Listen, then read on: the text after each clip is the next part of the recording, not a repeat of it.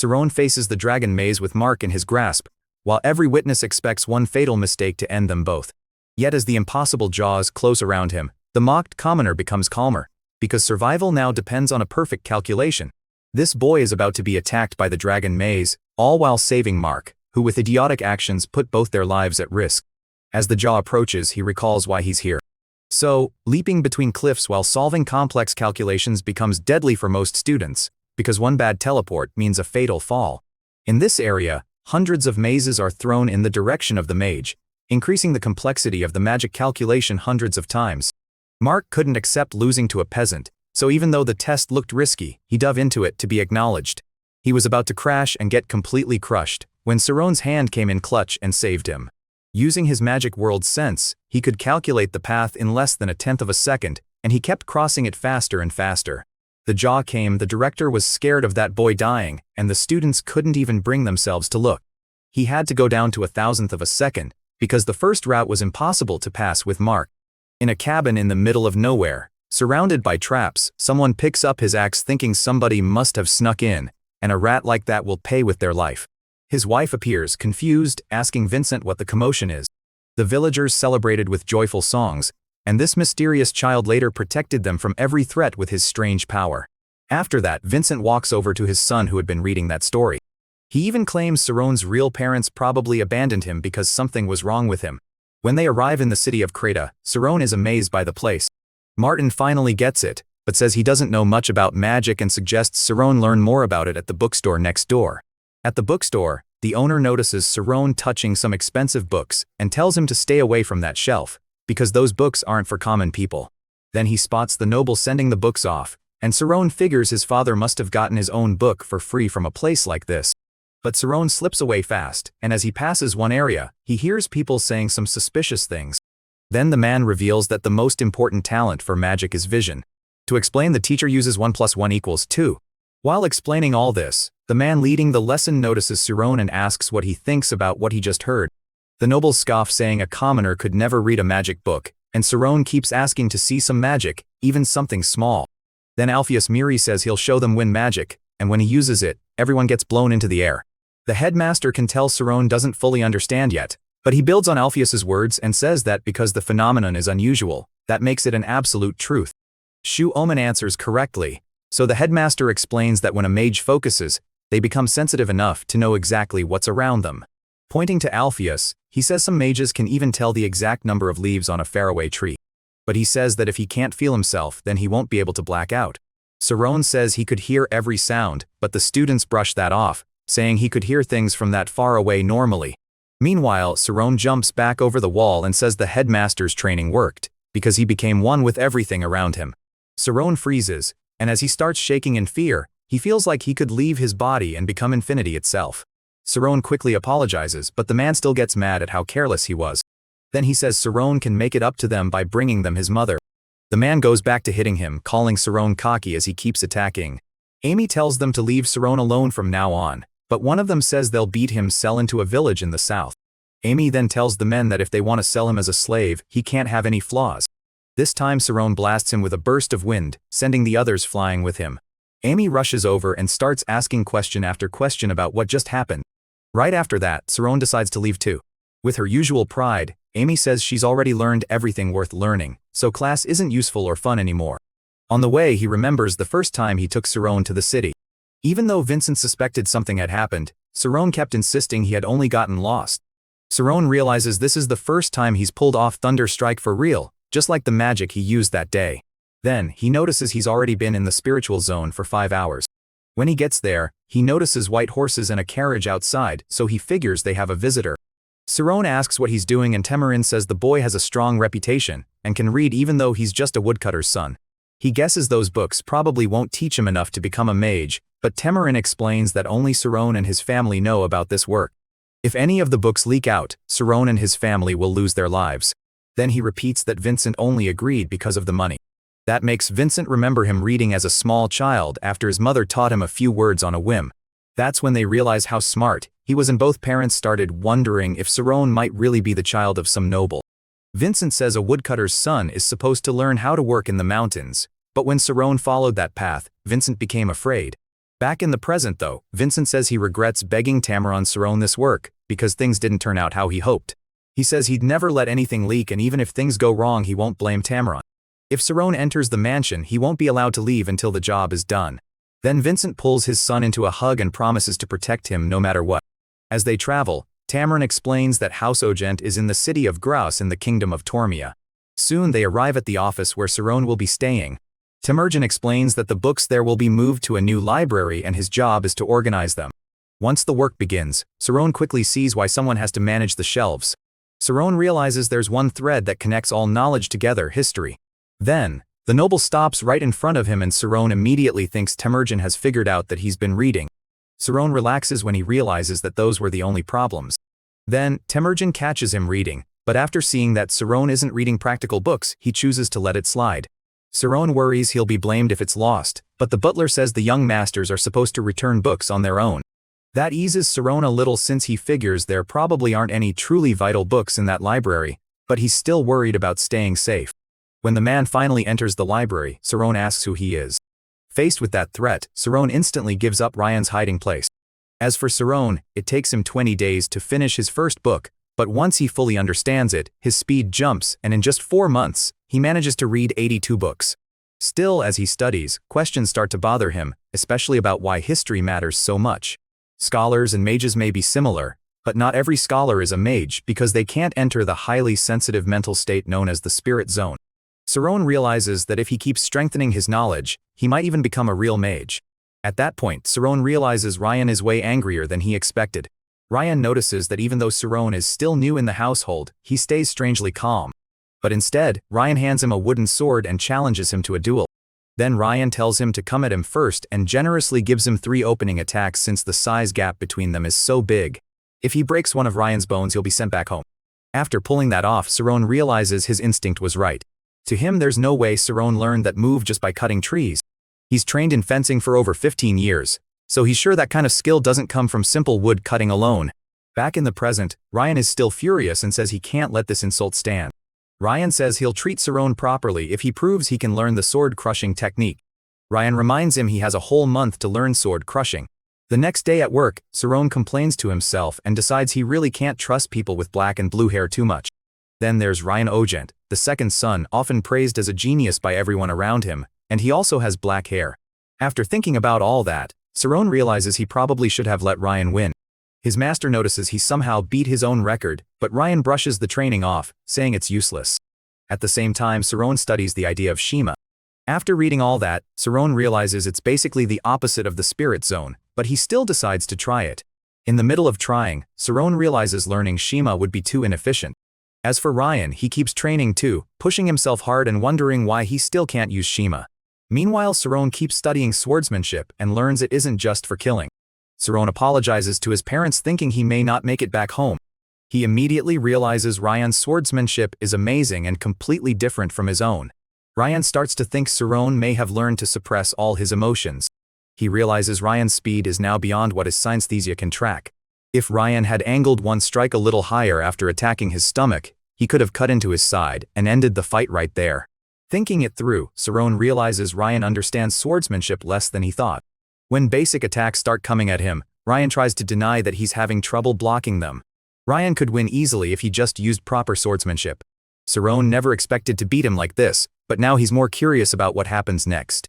But instead of exploding, Ryan accepts his defeat and says Saron can kill him if he wants, since he won the duel. Then he remembers the time he told the master where Ryan was hiding and asks why Ryan blamed him for that. He says Ryan put him in an impossible spot where he had no way to know what the right choice was. After saying that, Saron suddenly realizes how close he came to dying. So, Ryan asks his name, and the boy introduces himself as Saron Aryan. After a full year of work, Saron gets praised for how well he's doing. Saron explains that the patriarch and the second young master come here often. After spending more time with him, he realizes Ryan is actually kind and has a lot of good qualities. Ryan says he only did the basics, then told his master he'd spend the rest of the time studying in the library. Ryan then asks if he really has to read that many books to become a mage. Ryan is amazed by how fast Saron reads, even though they're the same age. Ryan argues that a book with no pictures and no swordsmanship can't be fun. Just then, Ryan walks over and says the swordsman would obviously win that matchup. Ryan argues that rankings don't decide what happens in an actual fight, and that makes Ryan turn to Saron directly. Ryan corrects him and says the mage would still lose. The explanation goes on to say that fighting a mage inside that zone is like trying to escape sharks in the open sea. Hearing that, Ryan says mages are still stronger, since almost nobody could ever afford armor like that. But Ryan pushes back, pointing out that mages themselves are the ones who make anti-magic. Mages created anti-magic themselves to limit the use of magic in places where magic is banned. Ryan answers that reality and ideals are different for every group, and in his view, mages still can't beat swordsmen in a real fight. As for Saron, he just keeps working until Ryan comes over and congratulates him for finishing his job as skillfully as always. Ryan tells him not to worry, because the rest of the family won't be back until later.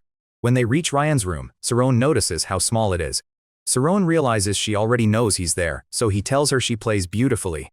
He says no, and he's nervous about talking with her any longer, since Ryan once told him she has the worst personality in the mansion. Saron can tell she's not going to let this go, and he's not really in a position to refuse. Rina encourages him to keep going, and Saron, getting a little bold, asks if he can try playing on his own. She can't really call it a proper performance, but he clearly understands the basics chords. Reyna storms in asking why she has to be so loud if she's home, and then freezes when he sees Saron there. His sister asks if they already know each other, and Saron immediately gets nervous that their friendship is about to be exposed. Saron can't make sense of that at all, and as he questions it, Reyna finally learns his name. He can't understand how she could be fine with a commoner being friends with her brother, and he asks Reyna why he lied about her. Reyna warns him not to be fooled. Saron thinks that the more he tries to understand nobles, the less sense they make. Reyna is shocked by how huge the gap is between him and his brother, and then the narration explains the certification test. A certification license is given to mages and swordsmen recognized not just by the kingdom but across the whole continent.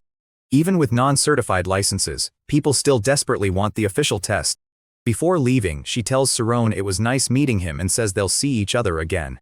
Instead, Ryan takes off running while shouting for his sister, and Saron chases after him, begging him to stop. Reyna plays it off as childish fooling around and tells them not to mind it, so they head back to the kitchen to keep making the dish. Later, up in the mountains, Ryan keeps training and his master notices he's fired up again. He thought Saron was going home today, and the messenger explains that head butler Lewis sent a report to the family head. He doesn't know all the details, but Reyna said it had to do with Ryan's relationship with Saron. Meanwhile, back at the mansion, everyone is gathered around Saron, who is kneeling in front of them. He says Saron has no reason to complain since he read the contract details, then asks if the boy has anything else to say. Saron asks if he may ask one question. He and Reyna are friends, and they've been friends for a year and always will be. As head of the family, this is a decision he must make, and he won't take it back.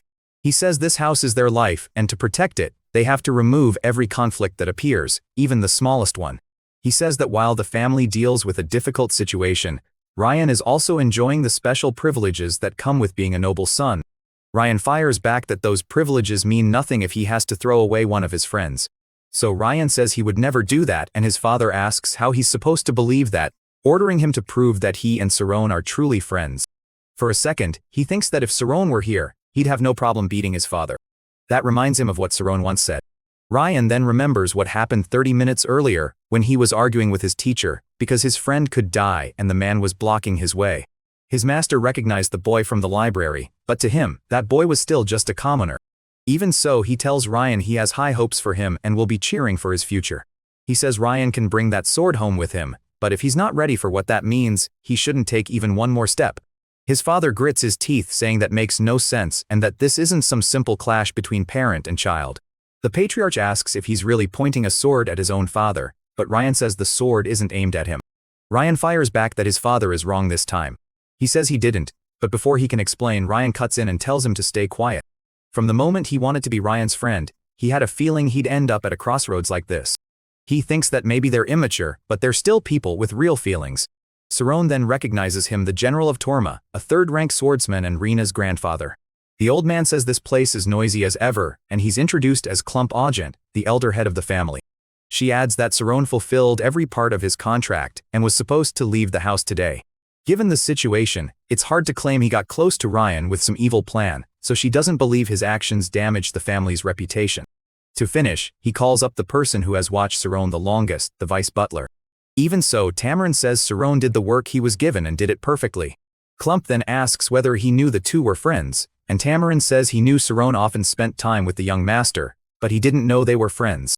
Yet, Clump explains that while he understands they see each other as friends, it ends here. Then he tells Saron that if he's a smart child he should understand.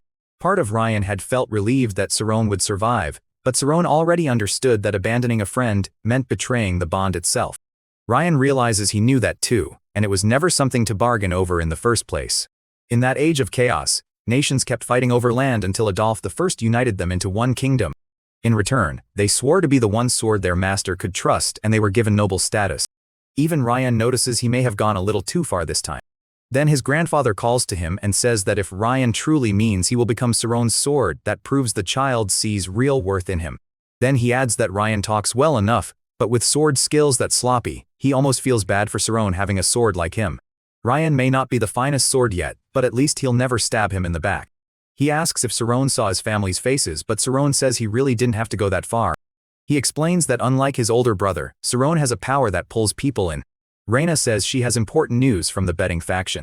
She remembers mentioning that Ryan has insane talent with a sword, so Ryan gets curious.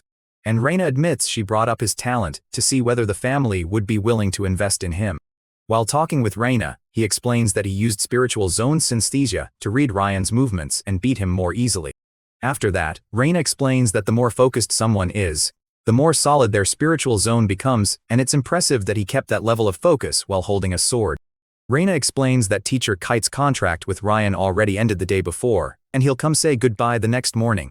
When he notices how worn out they look, Saron realizes they probably spent all that time unable to sleep wondering whether he'd come back alive or dead. Saron explains that he was offered an amazing chance by the Ogent family. Once it becomes clear Saron hasn't explained anything to his parents yet, the nobles decide to bring them to a banquet.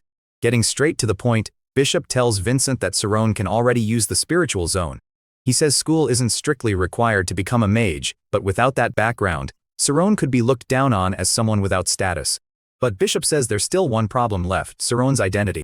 Even so, Vincent realizes chances like this are rare, but if he accepts, it would feel like handing his son over to a stranger. Reina tries to explain again that this would only make them father and son on paper, and his real parents would still be his parents. The noble joins in and says Saron is being offered the privilege of becoming a noble, something not everyone gets. Since Saron can't do that, the noble starts to think his dream must not mean that much. But then Vincent suddenly goes against Saron and asks the noble to accept the boy as his son. Bishop can see he looks different from his parents, but to him that still isn't enough to deny he's their son. Then Vincent hugs him and asks Saron to forgive what he's about to do. For the next 3 days, Saron stayed at the Eugen house with his family thanks to the family head's kindness. Ryan explains that once he gets on the carriage in front of him, he'll be heading to the Swordsmanship Academy. Saron promises to send him letters every day, and says they can also meet again during breaks. At the same time, the noble goes to see Alpheus to talk about Saron getting into the academy. Seeing how gifted Saron is, Alpheus figures there must be some reason he can't enter the academy the normal way. That makes Alpheus note that the boy understands cause and effect, and the noble says not everyone grasps that basic rule of nature. Alpheus explains that the reason he teaches children is to keep them from becoming people like him, and he warns that Saron could walk the same painful road he once did because the two of them think alike. Hearing that, Alpheus brings up cause and effect again, and when the noble points out that Alpheus has already met Saron 4 times, he says maybe it's fate. And in the end, he agrees to accept Saron into the academy. Before he leaves, Vincent gives him a goodbye kiss and says he's proud of his son. Saron realizes his father is really refusing to live in the city, so he won't be a burden. Saron thanks him and says he can never repay that kindness, since it's because of their help that he was able to come to this academy. On the way, Saron thinks about the place and realizes there's a lot to learn and a lot of people to meet. Once he reaches the main hall of the academy, he decides to start looking around so he can get a better feel for the place. Saron is shocked, but Alpheus explains it's only to place him in the right class. During their talk, Saron mentions that he can already enter the spirit zone. When he gets there, Saron finds 2 students deep in conversation, throwing around a bunch of hard-to-follow ideas, and suddenly one of the girls causes a small explosion when her sound amplification experiment fails. Saron is thrown off by the place because the academy is unlike anything he's ever seen. When he takes a better look at her, Saron realizes she's the same girl who looks surprised when she saw a commoner using magic.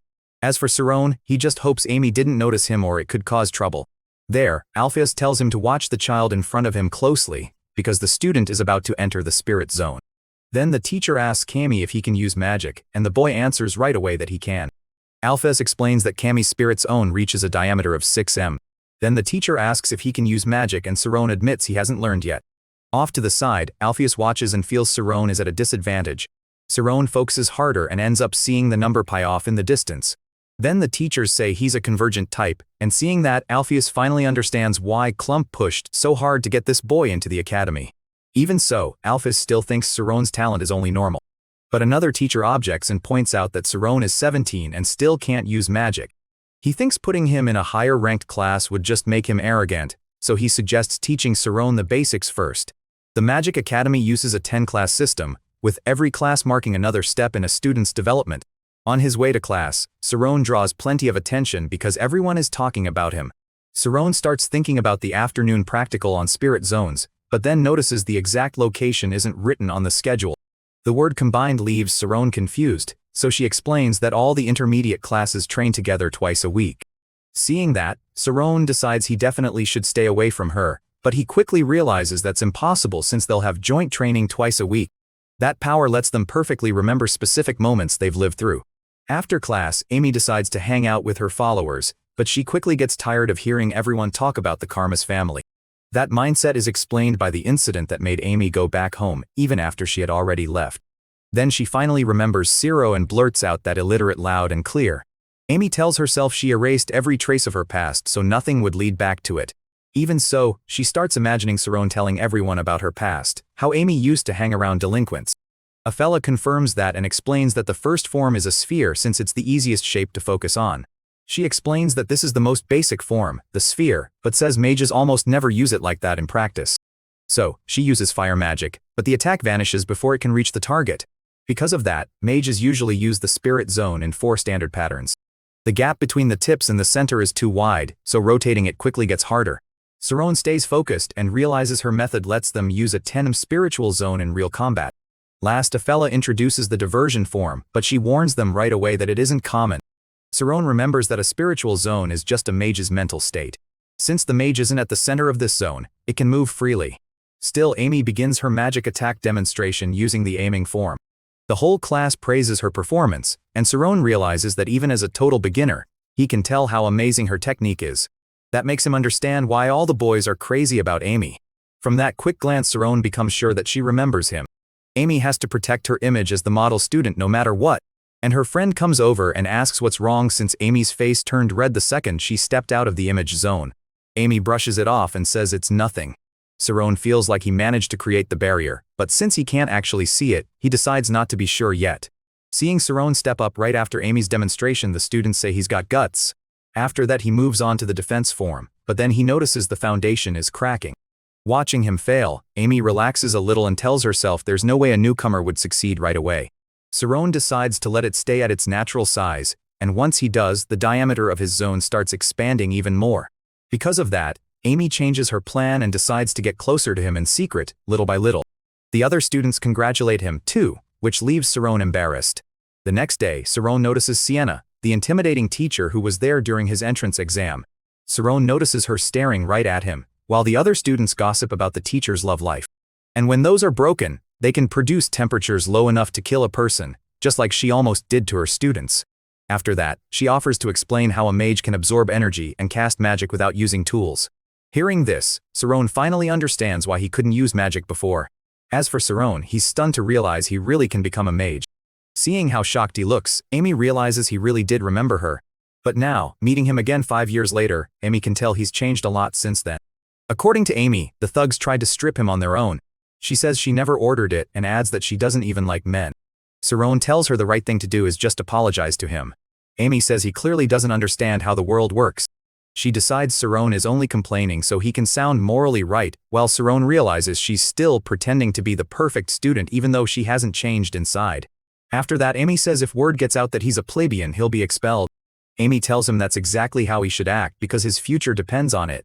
Around them, the other students assume he likes her and is trying to win her over. Shirley asks Amy if she plans to accept him as a romantic partner, and Amy instantly says no. But Shirley points out that even if she never acts interested in boys, she still always accepts Saron's coffee. Then Amy slaps the cup, sending the coffee to the ground. and says he should be studying instead of trying to win her over with that. As she keeps thinking about him, she activates her red eye, which lets her remember emotions and exact moments perfectly. She offers to listen if Amy wants to talk about it, but Amy refuses and just keeps walking. Amy shuts him down, saying they're not close enough for him to talk like that, and that his research group is always belittling her. Amy then stares into his eyes and says that unlike Saron, Jake has the eyes of a dead fish. Hearing that he's even worse than Saron, Jake feels like he should have dealt with Saron before ever trying to talk to her.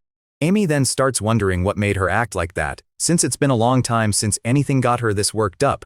Amy figures she blew up either because Jake threatened him, or because she's scared of having her secret exposed. As Saron walks through the school halls, everyone stares because of what happened between him and Amy. Still, considering how embarrassing it was, Saron thinks people have mostly stopped making fun of him. In it, the sender tells Amy to come to the training field. Then he gave the real threat: if Amy refused, her man would pay for it. Amy snaps at the student, saying he has nothing to do with this, but the boy reminds her he's just a messenger and has no say in what the sender decides. That leaves her wondering why they took Saron and why Amy is involved at all. If the teachers start investigating, she'll have to explain her connection to Saron, and that would expose her past. Hearing that, Serial tries to stop her because she has no idea what might be waiting there, but Amy turns away and says she has her reasons. Saron decides to follow Amy, but Serial reminds him that Amy specifically told them to wait until 7 o'clock. Saron then figures they changed locations on purpose, since they knew the teachers would be sent there. She still hesitates, saying Amy had her reasons for not involving them yet, and Saron admits the reason was him. Meanwhile, the student who set off the attack mockingly says his hand slipped, though he admits those fireworks were saved for Amy's arrival.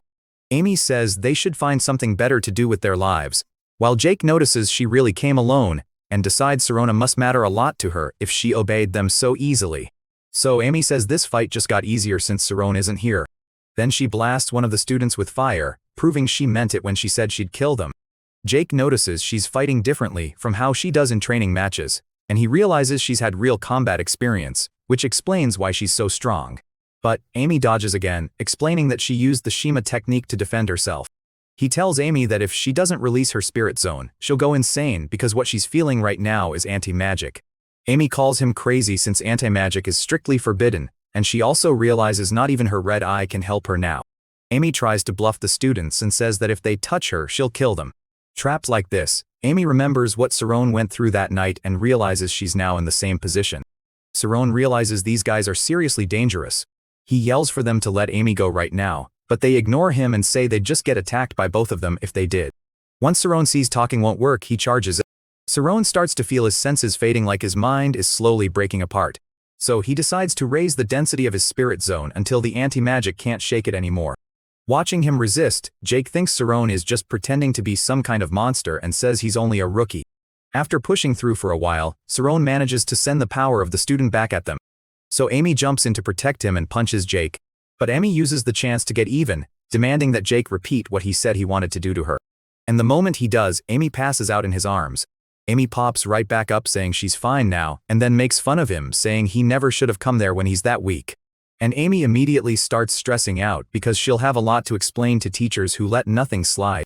Amy decides they should just leave now and deal with the fallout later. Then Thad fires a sunlight lightning spell into the sky, and asks why a model student like Amy is mixed up in a mess like this. But Sienna already knows he also sent a threatening letter and used anti-magic in this so-called duel, even though that kind of magic is strictly forbidden for academy students. He also claims Amy broke the rules first because she attacked him first at the academy. Then he points out that Saron also came there without telling any teachers first, which must mean he's hiding something with Amy too. After that, Jake tells the teachers he and Amy are the ones really at fault. Not only did they use it, they used it on fellow students, and that could have turned deadly. She says a teacher's job is to guide students the right way, and if Thad can't even do that, then maybe he should leave instead. That perfect control shows just how skilled she is, and seeing it, Saron understands why she's called a genius of ice magic. Hearing that, Jake remembers his time studying and gives a real apology, showing genuine regret. As for Amy and Saron, they are questioned in the teacher's room, where Thad asks why they went to the duel site alone instead of getting an instructor. She claims she saw it herself, but Amy walks in and asks what rumor Shirley is even spreading. Amy immediately asks if Shirley has a death wish because she didn't see anything like that, but Shirley fires back that she doesn't need to see it. He says the Amy he knows has no interest in dating, and Saron just entered the academy. Amy kicks him under the table, and he goes along with her story saying they've known each other forever. Besides, Saron is doing fine living a normal school life, and for some reason she realizes she really doesn't like that. Right away she asks if he missed Amy, but he tries to hide it. So Amy cuts into the conversation and says that when they're alone, he can talk to her normally. She keeps telling Saron to speak casually, but he refuses because she's still his senior. Saron says all this started 2 days ago, and the gossip has only gotten more annoying since then. In Class 7, everyone found out that senior Amy was dating the new student, and a lot of them were upset about it. They decide Saron must have relied on his family's support to enter the academy, spread rumors that he was a genius, and tried to pass himself off as some rich family's son. Before long, they're fully convinced Saron got in through connections, and all of it feels way too suspicious to them. Saron says he didn't even need to ask what was going on. Worse, Amy could get dragged into this because of him.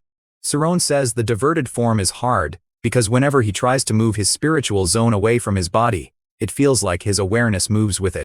Seeing his hesitation, she realizes he's worried about pressure from the other students, especially since he volunteered to use the image zone on the very first day. Athela tells him to switch his spiritual zone into one of the 4 forms, and Saron explains that mastering all 4 is required for class advancement tests.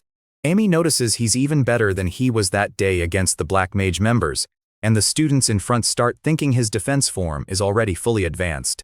Saron focuses only on moving the center before the zone shrinks so much that it disappears, but he still gets that same feeling that his consciousness is moving along with the zone. As soon as they see Saron fail, the students start mocking him, saying he can't even use the diverted form right. As he feels himself getting affected by their empty words, Saron remembers why he's here to become a mage. Then all of a sudden Athela enters and reports that Saron managed to use the diverted form after only a month of training. Then she tells Saron to stand up and reveals that he'll move up to Class 5.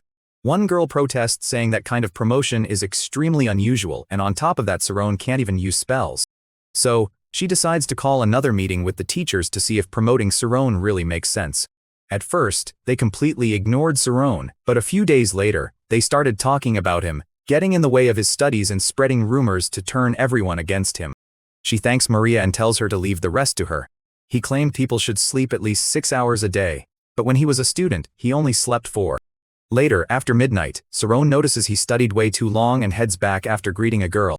He tells himself he can do it for the people who believed in him. She apologizes for coming so late, and when she gets near his desk, she understands what's going on. Sienna says that when she first saw Saron's grades, she thought something was wrong because even though they were low, they were almost exactly the same in every subject. Sitting casually on his bed, Sienna notices that he can look her straight in the eye during lessons, but here he seems shy. And Saron says there's nothing he can do about other people hating him. She says she gets where Saron is coming from and will keep that in mind at the teachers' meeting. The idea that a whole class would bully one student just because he can't use magic shocks them. So they say moving Saron up early would be best. The real issue is that he can't use magic and he believes the students' protests can't be ignored. His problem is that Sienna is showing too much favoritism towards Saron. Sienna fires back asking if he plans to ignore a talented student and pretend the other's twisted jealousy isn't real. Professor Sienna makes sense, but Professor Ted's concern for the school's overall balance is valid too. The next day a notice appears in front of the students and everyone wonders what it is. Third, the exam will be based on magic, and the spell used for evaluation will be teleportation. Then they start wondering who among them could even use teleportation, but they quickly admit the answer is obvious. So they realize their protest just created a test none of them can pass, and then Saron walks right through the middle of them to the front of the notice. In their eyes, the class is obviously acting this way because he's dating Amy, and they're jealous. That's when Amy finally realizes they've been going after Saron. Amy says she's going to see Saron, but Serial stops her and asks what she plans to do. Serial tries to reason with her, asking if things were reversed, would she want Saron to find out that the person he loves was being bullied? Serial also points out that teleportation would be hard for a Class 7 student to learn, and Amy starts thinking about it. As she heads out, Amy insists she's not doing this because she cares. He asks who she is, but Amy covers his mouth and declares that she's the one who will make sure he never forgets this. Amy panics and blurts out that it's all a misunderstanding, a huge misunderstanding. Saron pours Amy some tea and she politely reaches for it, but she instantly starts fuming again, saying she didn't come there for tea. She asks if he knows whose fault it is that she's being embarrassed like this, and while he starts apologizing, Amy tries to hit him. Amy brings up the teleportation test and asks if it isn't too dangerous, especially since Saron doesn't know any magic at all. Amy explains that light moves at a constant speed and nothing in the world can go faster than that. Teleportation uses that speed to break past the limits of space and time. The problem is that if their photonization drops, too much part of their body mass can be left behind. Saron realizes that even though the spell is easy to learn, the trade-off is the danger of collision. Saron keeps questioning how they could base an exam on such a dangerous spell, but just as Sienna is about to answer, Amy cuts in and says they'll obviously use a place with no obstacles. Amy says she can think of one spot like that, and then she points upward. Amy adds that whoever crosses first passes, but with Class 7's level, she doubts any of them can make it. Sienna says that if nobody finishes, then the student who gets the furthest wins. Amy figures that means Saron will obviously take part, but he starts wondering if he really can. Saron says that's not true at all, and asks how any of this could be her fault. He is shocked and asks if Amy isn't angry with him. That makes Saron realize how amazing Amy really is. Amy almost fires back, but in her head she knows this is all his fault because with how insanely fast he's growing, the only place left for her to run is the advanced class. He also realizes that even at such an important point in her school life, she still came to help him. Sienna calmly replies that she understands how Amy feels about her boyfriend, but times like this are exactly when students should trust their teachers. Amy immediately asks if he even understands how big this chance is. But Amy argues that the other students will spend big money and use every advantage they can. Saron says the reason she's taking the promotion exam is the same for him. Before leaving, she warns Amy that if she climbs into the boys' dorm through the window again, she already knows what will happen. She thinks she barely survived that one and says she's exhausted. He says he just didn't want to grow distant from Amy. He explains that when he first came to the academy, he saw her name at the top of the list. Then she asks if he's trying to mess with her. So she says if he wants to surpass her, the first thing he needs to do is stop calling her senior. Saron tells her she can wait for him because he'll catch up soon. One says he's starting lessons with his tutor today, but even then learning teleportation in just a month won't be easy. Then they notice Saron signed up too, since he's carrying a huge stack of books. They've trained since they were little and can afford expensive tutors to help them study. He wonders if he can really close that gap, but then he remembers the look the principal gave him and realizes he'd already been given his answer. But Mark says that's only because he's being trained by a certified Class 9 instructor. He thought Saron would use his connections to hire amazing instructors. After all, there's no way Saron can learn magic from books alone. He's still not fully confident, but he doesn't have much time left. He realizes the one blocking the path between omniscience and omnipotence is none other than himself. Skilled mages can supposedly sense even the number of leaves on the ground far away. After Saron reaches that state, the story says there are 13 days left until the teleportation test. He knows the method is dumb, but even so, he spends day after day repeating it because the body remembers. But his vision starts warping and he realizes he's close to blacking out. He lightly slaps his cheeks and forces himself to focus. In class, Mark asks Maria if she gave up on the test. Mark scoffs and asks if he looks like some loser who still needs to study. That leaves her terrified and Mark calls her a coward in his head, wondering how she plans to become a mage like that. They say two of them will stay on him as soon as the test starts while the other two protect Mark. Mark says the first round is only 10 so they need to finish Saron off when 10 turns at most. Then the exam is announced to begin in 10 minutes.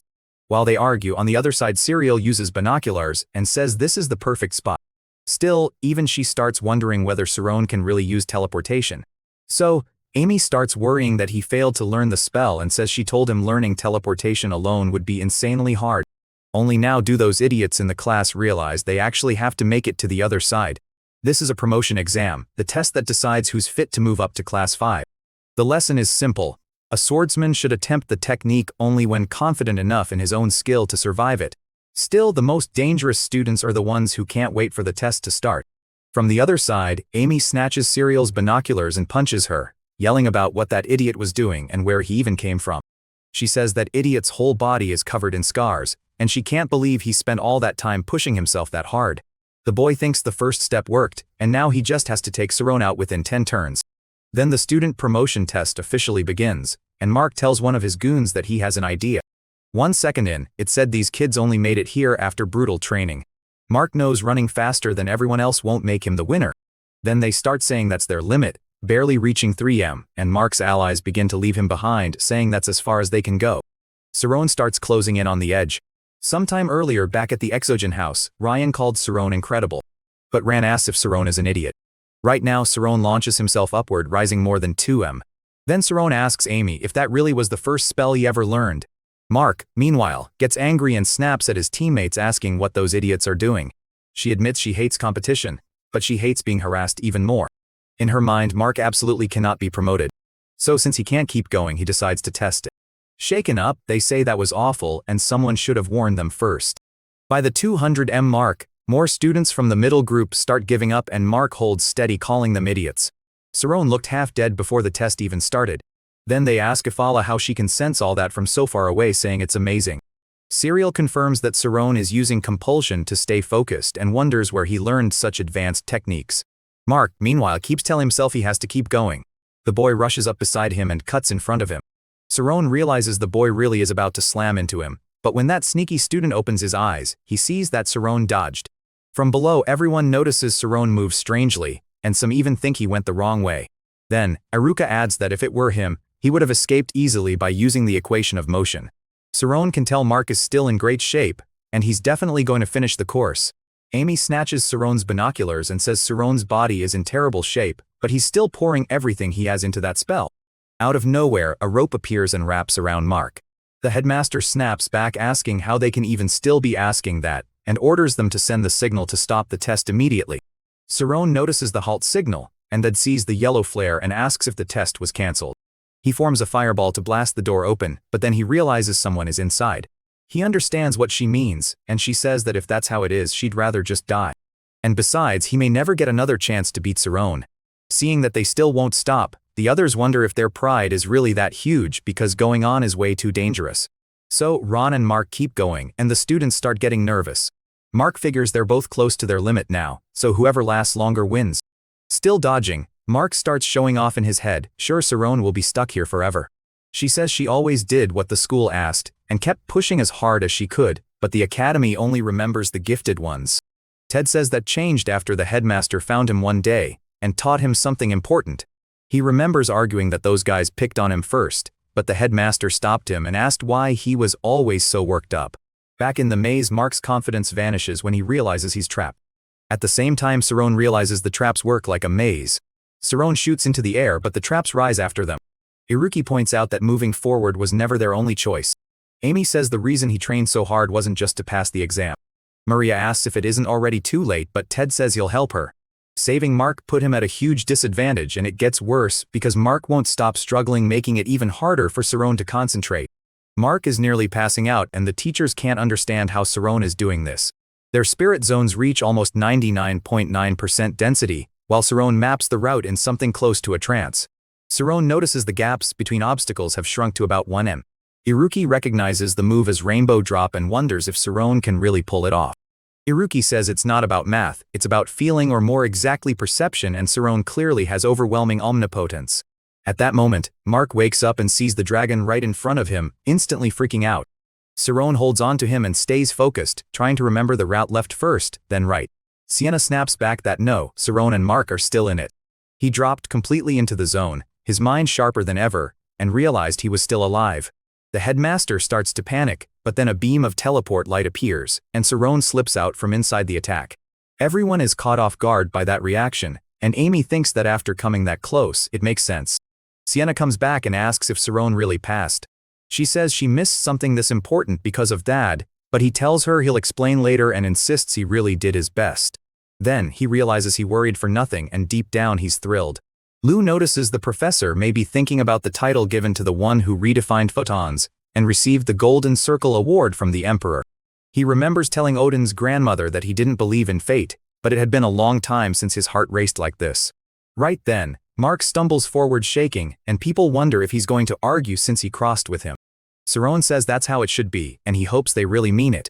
Then the man calls for Surael to come already, but she says it's better to stay with Saron at a time like this. Amy looks like she's about to cry, but Saron won't remember any of this after he wakes up. She's sure the synesthesia was after Saron, so she wonders if it lost him inside the dragon's maze. They even reveal the tricks they used to mess up Saron's exam, and the whole thing blows up. Saron insists he should be punished too, because he ignored the signal that the test had been stopped and entered the maze. Then the director brings down the hammer and everyone starts crying and apologizing too. She says Mark and Maria get suspended for 2 months, while the other students get 1 month. In the dream he has to focus more and more until he realizes he's erasing himself.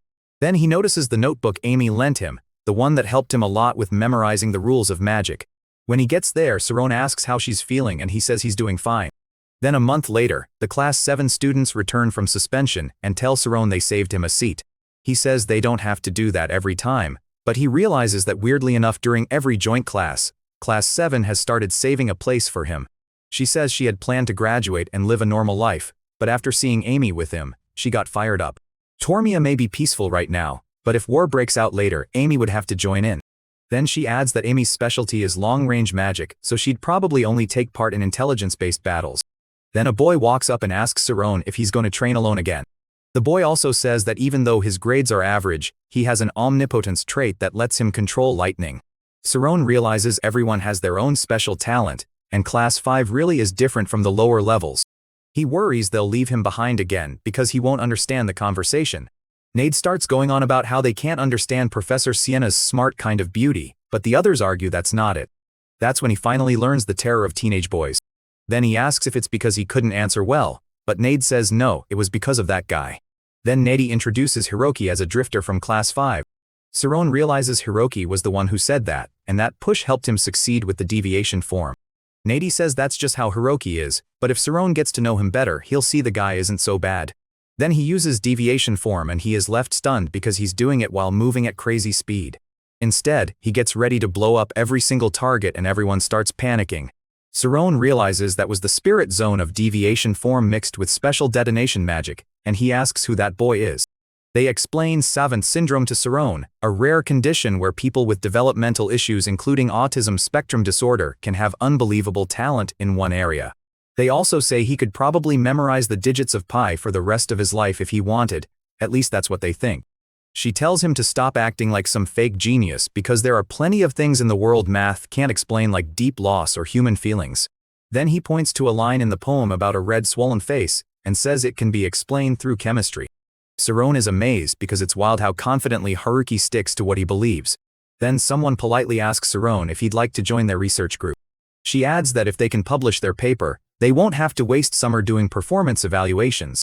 Nate says that's a real waste, but since Saron has Lady M, maybe that group doesn't interest him much. Saron is clueless when it comes to girls, so he has no idea what Nate means, but he still thinks it's a shame. Sir One gets a little discouraged, but Nate quickly says it's not some big group. If the group had members who already graduated, then it might be a long-running group. These groups aren't that strict and he takes him to the group which turns out to be a huge black block full of structures. That sends Saron's expectations way up and Nate says he'll be really surprised once they get inside. Saron is unsure what he means and Nate explains that they can use it however they want. Saron immediately feels like he may have made a mistake coming here since none of that really interests him. He asks what that was and Nate says there's dust all over the place so Saron should get used to it. That's why he never told Saron who the other member was. Saron isn't totally sure, but he guesses a huge amount of energy would be hidden inside them. Excited Iruki explains that atoms hold enough energy to blow away an entire city. Saron asks if Iruki even understands what he's saying. Iruki says his genius exists to achieve great things, but he fires back that genius means nothing if it kills people. Saron says Iruki's way of thinking is just defeatist and ideals can be made real. Saron says there's nothing left to discuss and walks off. That sets Nate off and he snaps at Iruki for making things worse when he could have explained it better. Iruki points out that he had only just learned teleportation, yet he still cleared level 10. Nate realizes Iruki wants a showdown between calculation and insight and asks if he's talking about settling it in that test, the upcoming aiming speed test. Others are more interested in Saron's result, since he already proved he's strong in a real situation. Saron goes to his teacher and admits he still doesn't know any active spells. While Saron looks for a way out of the problem, Sienna says his chemistry scores have been rising fast, so her effort wasn't wasted. Since it's a passive spell that turns the body into photons, he never even thought about it for this test. But once he learns what the magic actually does, it just shoots out a few little sparkling stars. A lot of research has already gone into it, and they've probably used all kinds of techniques ordinary students haven't even heard of. Saron starts to realize he might not be able to control it at his current level. Just then, Professor Athela arrives, greets Class 5 and calls everyone to begin the lesson. The others explain that Professor Athela is a bishop of the famous Cases Order. Bishop is a high rank that protects the 12 relics.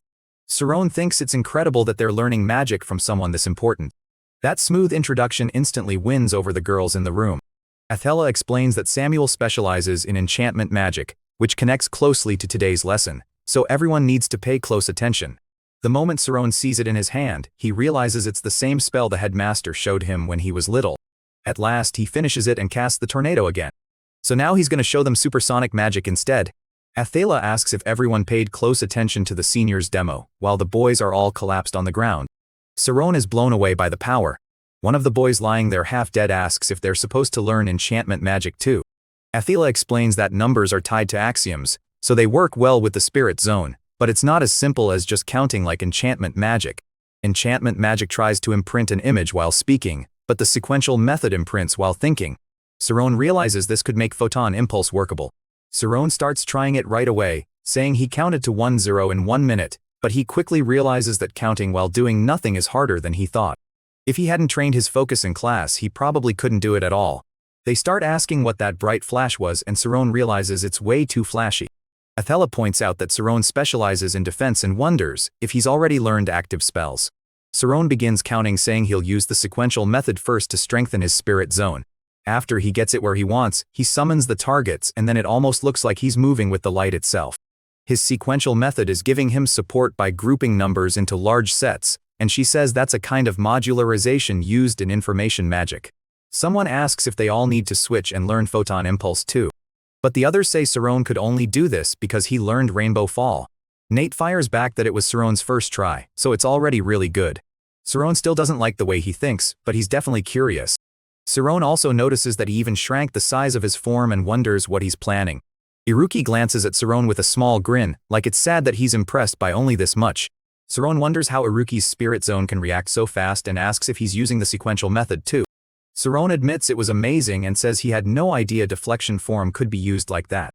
Then he asks if Saron wants to know how he counted in the millions. Saron starts wondering if this is savant syndrome. Meanwhile, Hiroki smugly asks what he thinks now and whether he still believes he can beat him. That leaves Saron completely fed up with the insult. Saron notices that Class 5 averages 400 points and nobody has broken 700. So Saron gives it another shot and everyone is impressed as he keeps pushing faster. They say that even with how fast the projectiles are, the second Saron spots a target, he doesn't let it pass. Saron is thrilled and asks what Hiroki thinks now. But Saron realizes that 1 point gap isn't random. Still, they admit him clearing 600 points in a week is amazing. Even then, they keep saying Iruki is just too strong, and he already looks worn out. Nate says both of them are his friends, so he doesn't think it matters who wins. Around then, Serial goes to talk to the girl, and notices she's gotten much thinner since they last met. Amy says Serial will end up like that soon too. Already frustrated, Amy says it feels like they've been judging everything she's done up to now, and that makes Serial even more nervous. Amy says now that she thinks about it, Haruki used to pick fights with her too when she was in Class 5. Serial says that's going too far and asks if Amy is being cold to her own boyfriend, but Amy says that's not it. Saron admits he's sure he can't beat him, and by sunset he starts to look down. But then he remembers Haruki saying that's what weak people always say. He starts asking himself what numbers really are and what sequencing is. If he gets lost in thoughts, he won't be able to see the bigger picture. He wonders if it came from stress, but then questions that too, because he felt a powerful pull and it's hard to explain. But this he realizes numbers don't exist just to be counted. They only came to see Saron and Haruki face off. She points out that this test is done in groups, so matchups can change the score, and if it feels anything like a real battle, Saron should win. But before she can keep talking, the crowd starts yelling Haruki's name and Saron's too, almost drowning her out. Iruki's spiritual zone gets even smaller, and one of the seniors realizes this is the famous form he had heard about. But then she notices Saron's score is actually higher. Now he starts wondering what Saron did over those last 3 days. He must have been focused to the extreme even before the test started to pull this off. If Saron makes even one mistake in that progression, the whole sequence collapses. Saron shattered his normal calculation rhythm, which means he plans to decide everything in this one match. Some wonder if they're seeing an afterimage, but Saron says that's not it. Then Haruki shoots up to 845 points, while Saron is at 692. Saron starts telling himself he can't win. His speed rays surge higher and higher, while Saron keeps focusing harder. Then he realizes Saron is catching up and might really win. He assumes he won with 1,247 points, then asks what Saron is still doing. He pauses, remembering how the whole field was covered in light at the end, but Iruki says he really has no sense of humor. Iruki accepted the loss so calmly that some wonder if the sun rose in the west. Iruki says he's right, but then he adds that Saron still doesn't fully get it. Iruki agrees and says that's exactly why they need someone responsible to control it. Iruki says he needed to know what kind of person he was, someone who abuses power or someone who understands fear. Iruki says that if he won't take responsibility for him, he won't let himself move forward. He can't tell whether Iruki is a realist or an idealist, but one thing is clear, the fear in his eyes is real. Then Anafela calls Saron over for a moment. Saron apologizes and says he didn't realize it was dangerous. Saron realizes that when he went beyond numbers, what he saw there was a vast emptiness, and that emptiness wanted to swallow him. Saron wonders if he said something weird, but Hiroki focuses on the dream and asks what that empty dark space was like. Hiroki says that based on the size, speed, and shape of the space Saron described, it involves numbers that can't be observed on this continent. Saron asks if he means outer space like in books, but wonders how he could dream about that when he'd never even heard of it. The experiment was so cruel, it got shut down and the prisoner barely survived. He only regained consciousness a month later, but when he woke up, he knew about nations beyond places he had never heard of before. Saron realizes that's exactly what he's been feeling. He goes on to explain that in the quantum world, which is smaller than an atom, things can happen that make no sense at all. Saron is stunned and asks if that really explains everything. Hiroki thinks for a moment, then asks Saron to tell him more. Hiroki asks him to explain exactly what happened. Saron points out that Athela said it was dangerous, and Hiroki agrees. He says he hates feeling afraid, so he's going to investigate this himself, and with them he's sure he can understand it. Still, Hiroki wonders if the teachers will approve them since the research group is infamous and has a terrible reputation. Hiroki asks if that's really okay since he's broke, and Saron can only think that this is really the group he joined. But unlike what Nate hoped, their club application gets discovered by the most dangerous teacher of all. Then they realize Saron got mixed up with those guys, and Sienna does not like that at all. After hesitating a bit, Sienna admits that Saron joined a research group. Saron is the school's biggest promise, and this is when he should be focused on studying. Saron thinks he definitely cleaned the place, but it's already a mess again. He says he's going to study and moves off to one side.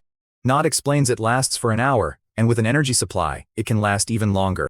And if Saron keeps hanging around a troublemaker like Hiroki, he'll turn into one too.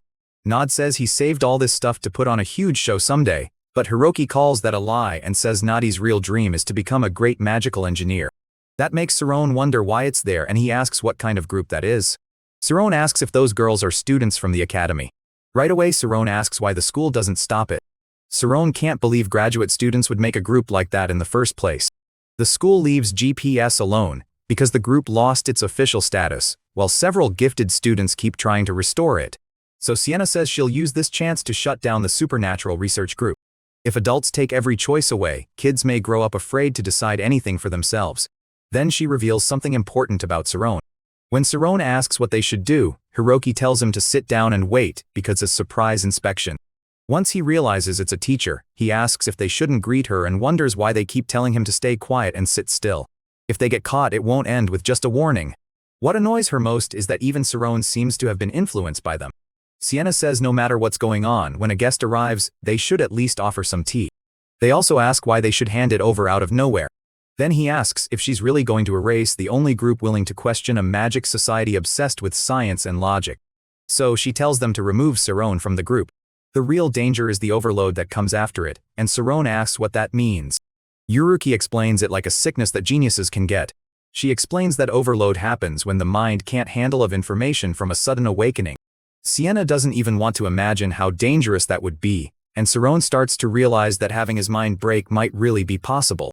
Sienna asks if this is really the time to be stubborn, but Hiroki cuts in and asks whether this isn't something Saron should decide for himself. Nate adds that from where he stands, the only reason she's pushing this hard is because she likes Saron. Sienna coolly replies that it's possible since they're still a man and a woman.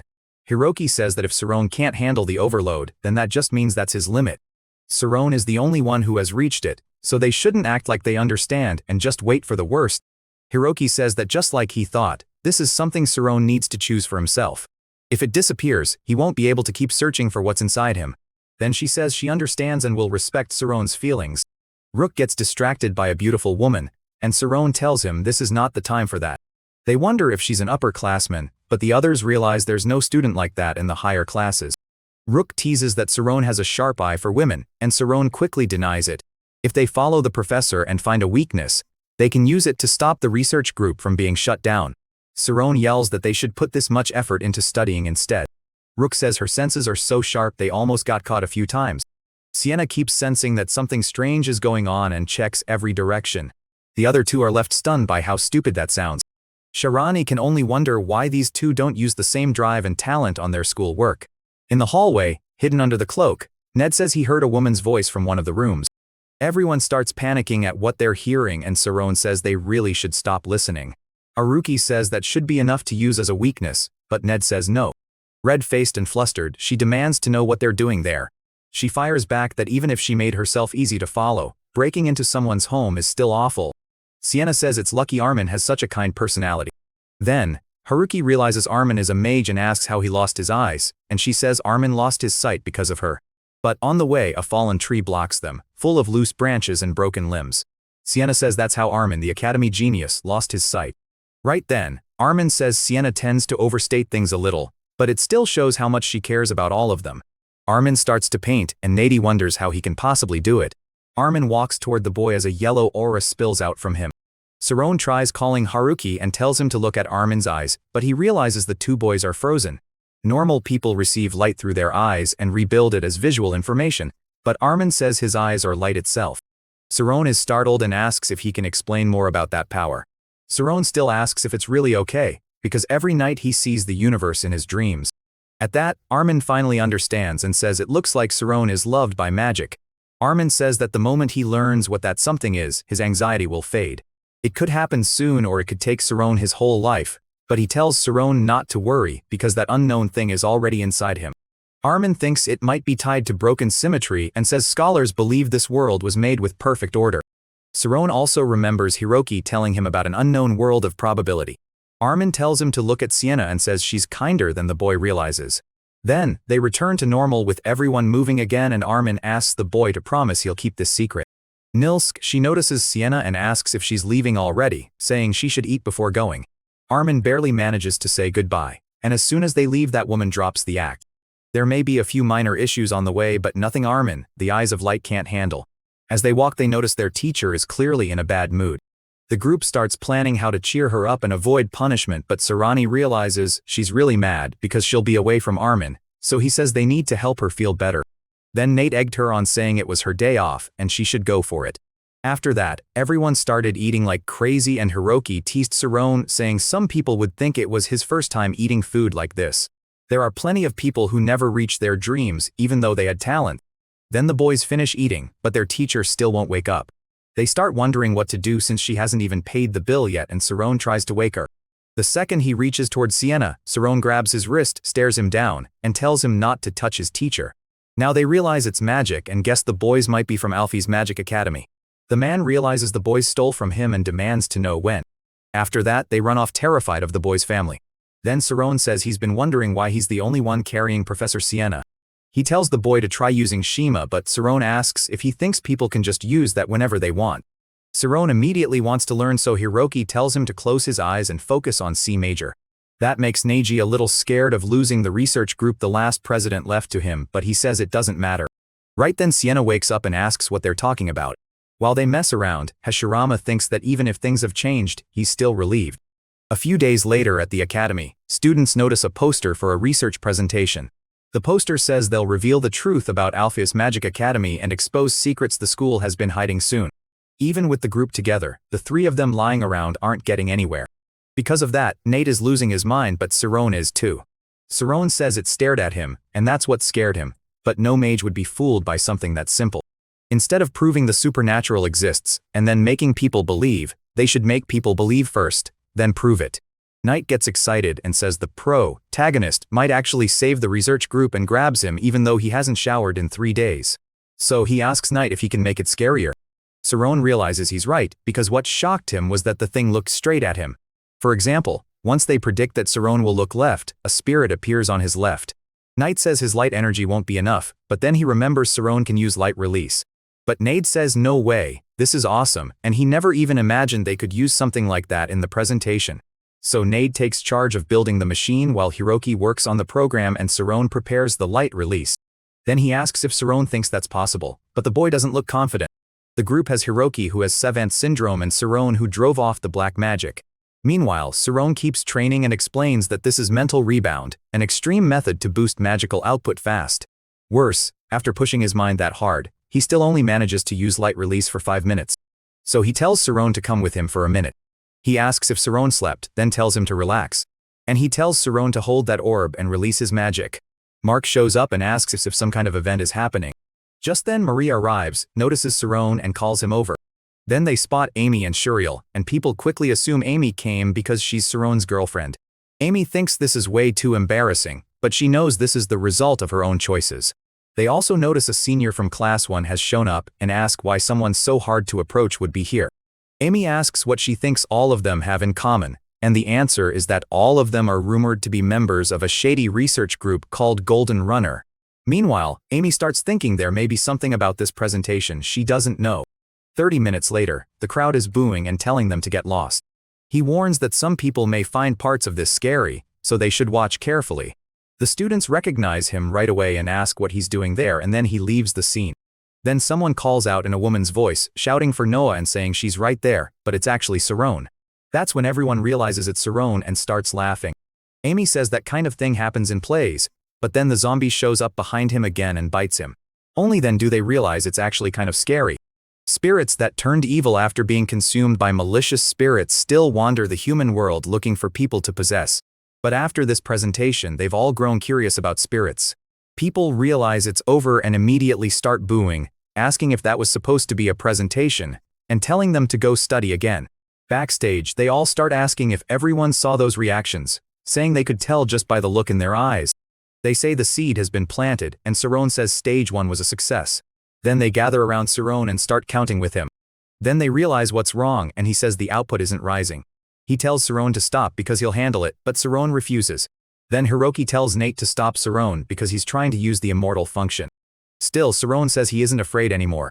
She says it's a shame, but she thinks she should go to sleep since she has class tomorrow.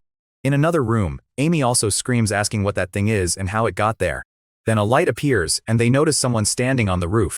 Nate answers her, and the students realize it was a projector and ask if all the ghosts were fake. Sienna asks when he got there, but he says the show isn't over yet, so everyone should hear the rest. One student says it had to be hologram magic, but that still doesn't explain how every hologram moved differently all across the school. Then Saron thinks about what mages value most: intelligence. Sienna says it was a very hard trick to pull off, but that's still not enough to approve the research group. And that's because there's a seed of doubt inside them, the thought that maybe ghosts and spirits really do exist. One of the girls agrees, saying a lot of things people accept as true today used to be treated as lies. The headmaster asks where those spirits came from, where they went, and says someone has to chase that question and show people what can't be seen. So, Sienna announces that the teachers have decided to officially recognize the Supernatural Spirits Science Research Group. Mark agrees and calls him a genius. Meanwhile, the shady groups get more irritated and warn them not to stir up too much trouble, because it'll only hurt them later. Even he, a light magic specialist, is impressed by how they used it in such a surprising way. Then Saron says it was actually a lot of fun.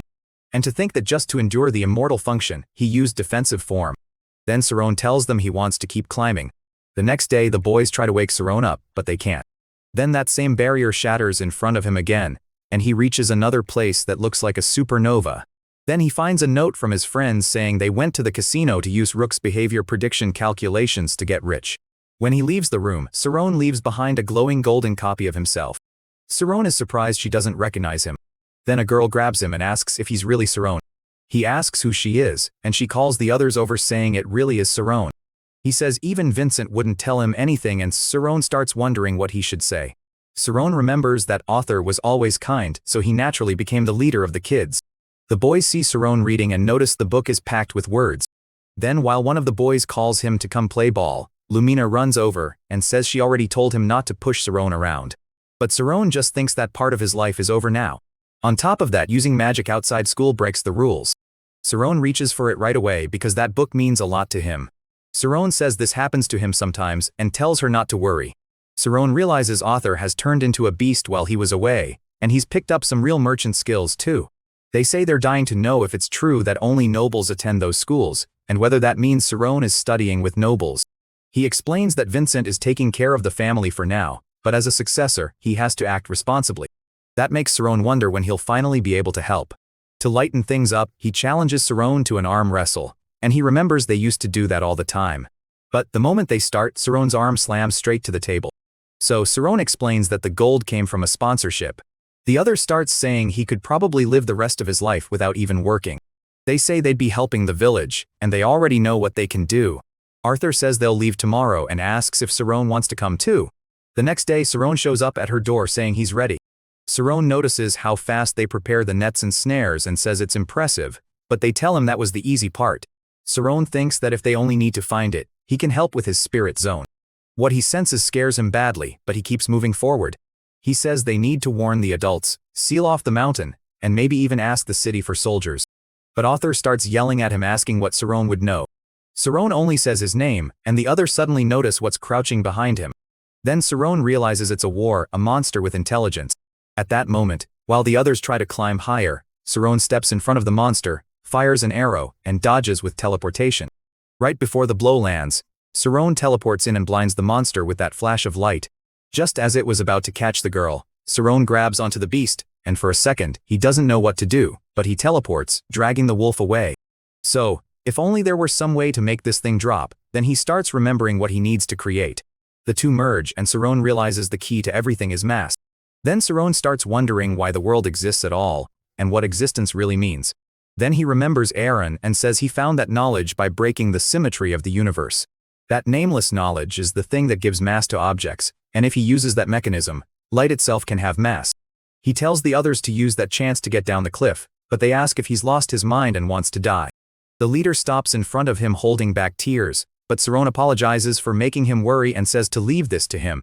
Everyone is stunned that he killed one with a single hit, and even Saron can hardly believe it. Still, Saron realizes this spell eats up too much focus, and he starts getting tired in the middle of the fight. As the monsters keep charging, Saron uses the method he mentioned. The wolves keep coming and Saron realizes his energy. He keeps pouring out more and more photon energy, sweeping everything in front of him and compressing it into a far stronger beam straight ahead. The remaining wolves start getting scared as they see Saron standing there unshaken in front of them. Saron says after sleeping so much, he suddenly wanted to see the stars. Then the leader asks Saron to forgive him, admitting he was jealous of him. He remembers when they were kids, and one of his friends said that Saron was cool for some reason, even if he couldn't explain why. And not for nothing, but Shippo makes Kachaka way better than Amy. Then Saron leaves, and the leader teases Lumina, saying if she's that upset, maybe he should go after Saron, catch him, and drag him back. From there, Saron sees 3 paths, which means 3 more connected blocks. Saron finally gets there, and as he approaches the door, he notices the mess inside right away. Then they ask if he came back after losing everything, and Nid immediately gets worked up, ready to explain what happened. Photons should spread outward, but this light seems to be converging inward when Saron casts the spell. Saron says he'll explain, but first there's somewhere he wants to go. Nade says that makes no sense and asks if he can do the same thing with electricity. Saron explains that he managed to use the nameless knowledge. If Saron alone understands the theory, then he's probably the only one who can use the photon cannon. Nade wonders if this is the thing Saron didn't want to talk about. Saron hesitates and asks what will happen if he tells them the truth. And Iruki cuts in and asks if Nade really understands what Saron just said. That makes Saron laugh and he thanks both of them. Saron says they've known each other since they were kids, though things between them started off pretty rough, and that just makes Nate even more jealous. Now, the beating keeps going and one of the men calls Canis a piece of trash. Canis thinks that if only he had power, maybe he could do something. From the look on his face, Canis liked it very much. But before taking it, he must remember that it suppresses mana, so he won't be able to enter the spirit zone inside the building. The man about to break in realizes that's why magic can't be used there, so he'll have to go in the hard way. They panic asking what's going on, then realize he's an intruder. The voice urges him to move faster, and Canis charges ahead, attacking everyone in his way even more quickly. Then someone walks up behind Canis using those same shadows. Wrapped in those shadows, the two of them come through the fire completely unharmed. That same magic rushes at the mage outside, and he barely blocks it with wind magic. He can't understand how they broke in and stole the core. Far from there, in the mountains near Bashuka, the two arrive at a secret laboratory. Canis says that with this he'll return as a great archmage once again. Then Belter remembers 40 years earlier shouting at Alphys that the research didn't belong to him alone, that Belter had poured everything into it. The two young disciples step forward and tell Belter that thanks to his blessing they survived that day and gained immense power. So now he can use their lives however he wants. Looking up at the large painting above the fireplace, He tells that person not to dare leave his side. He came to talk to Reina Ojin. She's one of the 99 elite artists, the royal pianist and Marin the melody student. Before he can process it, she walks over to Ted. But then she asks how Saron has been doing and Ted awkwardly asks what she means. He tells her family sent them an amazing student saying Saron is one of the school's prides. Reina clearly doesn't like hearing that, and Ted says the girl is known as the prettiest student. He says they'll do everything they can so Saron never has to worry about his studies. Even with his plans ruined, Ted asks if he can come watch, and she says she'd be honored to have him there. Then Reina says she was worried there wouldn't be many people, because of what happened recently in the capital. Ted is left stunned after hearing about the Dark Mage. Thinking about the Dark Mage and the fact that he escaped, he has no doubt who it is. It's explained that dark magic has two traits, absorption and assimilation. Tanis says their savior, the one who rescued him and Aurum from Inferno itself, is the Archmage Arcane. Ephraim says she knows and tells Canna she understands, but the way he's reflected in her eyes looks completely warped. Then Balter smashes through a door without hesitation and steps inside. So they all rush at the old man. Before they can do anything, everything goes dark. He wonders if Balter is trying to rebel against the kingdom, but then notices Balter doesn't seem interested in talking. Balter's dark magic blocks it completely, leaving the prisoner wondering who this guy really is. Balter says he understands now the man only moves for money. Meanwhile on the road, Ted is in a huge rush. At Alpheus Magic School, the two arrive with that man and he asks if they really have to do this in the middle of the rain. Kynes tells him to stop complaining and says they need to finish his contract. He says she's too pretty to be mixed up with dirty criminals, and asks what she thinks about joining them instead. But Gani cuts in, reminding him that his job is to guard the hostages. Then with a single spell, Balter covers the entire Alpheus Academy at once. Iruki shrugs and says he only said it because he doesn't know either. He explains they spent his whole suspension in the library studying everything they could about mass, but they still couldn't grasp something beyond human understanding. Saron says it's hard to put into words, but he remembers what it felt like when he reached omniscience through his magic. Nate then gets an idea and brings up Saron's omnipotence. Nate grumbles that he can't believe his break ended like this, and Iruki asks since when suspension counts as a break. The two start throwing out random guesses, but Saron says it's only been one day since they made that promise. He thinks about how he came here as a clueless freshman, and now he's learned about the God particle and made real friends, not to mention one other person. Then Shirley calls out to Amy saying this is happening just when she thought things be quiet. She warns that if he doesn't go she'll report him to the authorities. Amy tells Shirley to just go already since they've wasted enough of lunch, and Sirona thinks this can't be real. When the boy notices the 5 on Saron's clothes, he apologizes and calls him upperclassman. Sirona is shocked that Mark doesn't remember him either, and then a teacher arrives asking what's going on. She asks his name and Mark starts wondering if he's even a student. When he gets there, he asks Nate and Iruki if they recognize him, saying he's Saron. Saron gets more and more lost as they keep asking who he is, and he's on the verge of tears, ready to run again. Saron drops to the floor, realizing they do remember him, and once they see how serious he is, they ask what happened. Nate says they need to test this, but Saron asks what happens if they forget him too. Iruki suggests they set up a signal, then writes on Nate's hand that he lost his memory, and the person with the North Star symbol is his friend. Then Iruki says the first thing they need to do is confirm it. He asks what happens if they end up like everyone else, but Iruki says that's unlikely, since he already got physically close to them before, and since nothing changed then, they might be okay. The boy starts collapsing and Iruki realizes they're watching his memory disappear in real time. She tells Canis that everyone is there and calls him over so they can move. He notices their brain activity has stopped, but they can still move, and that makes him think it doesn't matter what they do to them now. He tells himself that when he gets the chance, Canis will be the first one he cuts down. When Knight asks why, Iruki explains that memory-wiping magic is extremely hard. Knight Robert realizes that means a very powerful mage is involved. Even though she doesn't want to think it, she realizes the academy is empty. Then that reveals the one behind it is Belto Arcane, the archmage who threw the world into chaos decades ago. To rise from rank 10 to rank 9 takes 10 points, but going from rank 4 to rank 3 takes 280 million. He remembers years ago when he read Athela's record and learned she was a bishop of the Order of Karsus. Back then, Alpheus called her a bishop, one of the strongest people in the capital, and an official rank 6 zoner. She told Alpheus that he should also understand their freedom and teach them the responsibility that comes with power. He's a little surprised and she adds that it seems to be near the uncrossable bridge. When she focuses harder, she realizes one of them is Saron. Knight thinks about reporting it, but Saron tells him to focus on who isn't under the mind control. Still, Saron says that if the hostages get hurt before help arrives, they may have to fight. They can only watch for now, but Saron says he doesn't think the students will be forced to jump. Canis says they won't begin until Headmaster Alpheus arrives and tells Lucas to just think about the reward waiting at the end. Canis gets furious, wondering why their master even brought him along. Canis realizes it's an eye technique that can only be learned after committing many cruel acts. Then Lucas points out that those zombies may have lost their memories, but their nervous systems and bodies still work.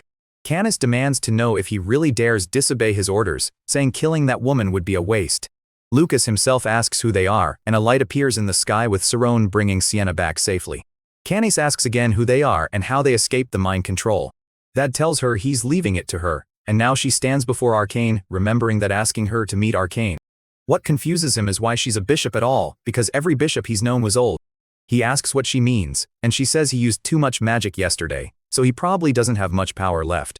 She adds that if he lifts the spell on the students now, she'll create a space where he can fight officially against the heat. While that fight is going on, Lucas asks Cain if this wasn't the perfect plan. Still, Lucas hopes the kids fight as hard as they can, glaring at Cain with clear killing intent. Then Cain asks the boys how they broke free from the mind control. Hiroki says their bloodlust is messing with his spirit zone, and Saron tells Nate to take care of Professor Sienna. Cain threw someone Saron knows off a cliff without hesitating, and he's seriously strong. Saron fires up photon cannon, launching it straight into the shadow, but it does nothing. The darkness keeps rushing at him, so his only choice is to teleport backward. Saron realizes that if Cain can ignore the laws of nature like that, the gap between them must be huge. But before he can, Saron's beam hits him, and he's left wondering what just happened as he's blasted away. Athela realizes that if she teleports normally here, her legs will be destroyed.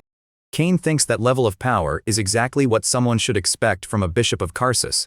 Then, he appears again, and with her glasses broken, the last thing she sees is his attack rushing at her. Unlike the others, Alphys starts wondering if he really lost them, or if he somehow got thrown into the future instead. Then, he freaks out when he notices how old he is, asking what happened to his beautiful 18-year-old face. Ted answers that he's 4th rank, and Alpheus loses it, shocked that he's only a mere 4th rank. Then he asks if Ted seriously thinks the great Alpheus would fear his own past. So, Ted explains he'll use photonization magic to remove the darkness sealing Alpheus' memories, and with that Alpheus returns to the past, remembering everything. Meanwhile, Canis thinks that if there were one place where people could lose their lives in an instant, it would be the battlefield. So, kids who went to school just to get a good job never stood a chance against the two of them. The voice explains it can if there's a medium that can switch between light energy and mass. Cain doubts the explanation because he has never heard of physics like that, but the voice insists Saron already understands it. With that, Cain ignites his shadow magic and charges at Saron again. That makes Saron furious, and he powers up his light magic. From above, Saron looks down at the damage he caused, but he suddenly appears behind him and goes for a sneak attack. He can jump to any spot he wants, but Iruki explains there is a limit. Saron starts running the numbers in his head and maps the whole area. He just keeps smiling while the shadow starts swallowing Saron's light. Sheriff's work explained the nature of light, and Alpheus can tell he put a lot into it. Alpheus brushes that off as an old idea and asks how long they're going to keep relying on outdated results. Then he says that as the Academy's top light expert, he can guarantee one thing. Back in the present, Saron is rattled by the shadow creature, and Kimuse tells him this is a high-level dark spell. Nade can't believe it can talk, and Naruki says he's read about magic beings before, but never one with real intelligence. He asks the boys if they get it now while launching another attack at Saron. Then he smothers Saron in that black darkness. Saron realizes he's using everything he has just to keep up with their movements, and even his photon cannon isn't working. Saron lands hard, striking a dramatic pose, and his friends rush toward him, but he tells them not to come any closer. Saron says that's good news because it means the monster has limits too. Then Saron fires an even stronger blast of light. It tells Caninis to lure Saron into the forest, and they'll kill him there. It adds that Saron is desperate, so he'll definitely chase them. Alpheus says if Clump grows his hair out and dresses better, he'd probably have women lining up for him. Ojin explains she's the eldest daughter of the Bastard family, but says he's heard she's a little troubled. Normally the head of the family doesn't even let her leave her room, but today is different. The girl introduces herself politely and says it's nice to meet him, but she looks terrified. Then Iruki remembers something from 3 years ago, when he was with Nate and wanted him to fight. He says being careful won't make him some impossible opponent, and then he fully throws himself into the fight. The two of them teleport away to dodge his attack, but his attacks keep chasing after them, and that only makes him even madder as he goes after them. Nate tells Iruka to run and fires a lightning bolt at Lucas. At the same time, Iruka uses detonate, but Lucas still gets away without a scratch. So, he boosts those stats again and rushes them even faster, dodging every attack. He attacks with everything he's got, but Athela still dodges and realizes that energy is poison. When he looks back, he sees a tore hole in his barrier, and through that opening, Athela teleports out. Back to 40 years earlier at the bastard family ball, Irene is still crying for her mother because of what Alpheus is doing. Alpheus asks if just speaking to her makes him bad, and he tells her to wait. While she keeps refusing, Alpheus realizes she isn't scared of him. He says she's finally looking at him, then tells her she's scared of something right now. At last the girl finds her courage and takes Alpheus' hand. Then she charges the giant monster and throws a non-stop barrage of Shima-powered punches. If those repeated shockwaves disrupt the body's internal functions, the damage can multiply by dozens or even hundreds of times. Then she loses her balance and nearly falls into that sea of ants. It nearly hits her, and the giant wipes out a huge part of the forest with that single blow. So she attacks even more fiercely, saying she'll do it even if it costs her life. He finally understands every hit before this was just set up for her finishing blow. She panics at the sight, and Arcane remembers facing battles like this with others in his time. He smiles almost happy and tells Nade he did a good job pinning down that Neanderthal who was trying to kill him. The mercenary gets even angrier at the green-haired brat, saying he faked an attack, but actually covered the area in a magnetic field. He refuses to accept that he's about to lose to those two kids, but Nate doesn't notice dark magic targeting him.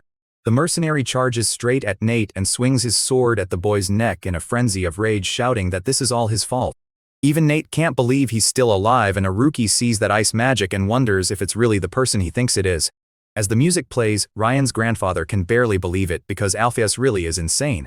Then they block another one of Sirone's attacks and figure he'll probably wipe everything out there too. Harvey says Sirone is getting close, so the two of them rush him while the boy fires back with light magic. As she tries to understand, Sienna keeps walking toward them full of murderous rage, making ice only where it matters. He says it's freezing, and Iruki immediately realizes something is wrong. But while he's trying to run, he notices his legs didn't come with him. The mercenary's leg is completely petrified and he can't move. He remembers Canis calling this place a trash school. At the last second, Nade saves her by diving on top of her.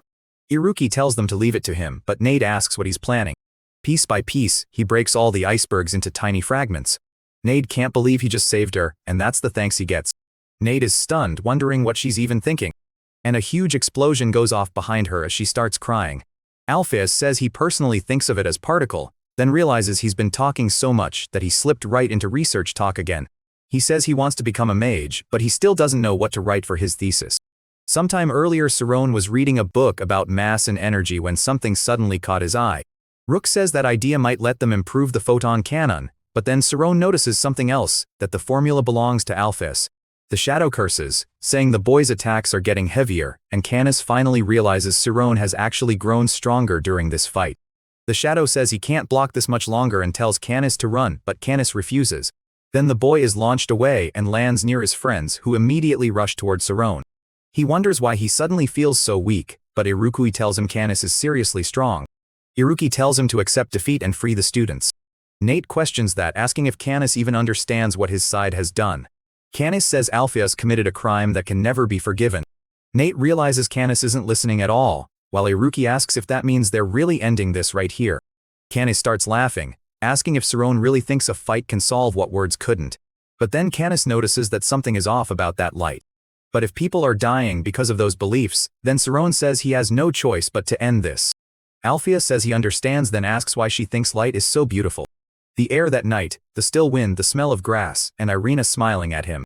He admits that the defense against light is incredible, and starts thinking about Bilto Arcane, shocked that he cast a spell like this.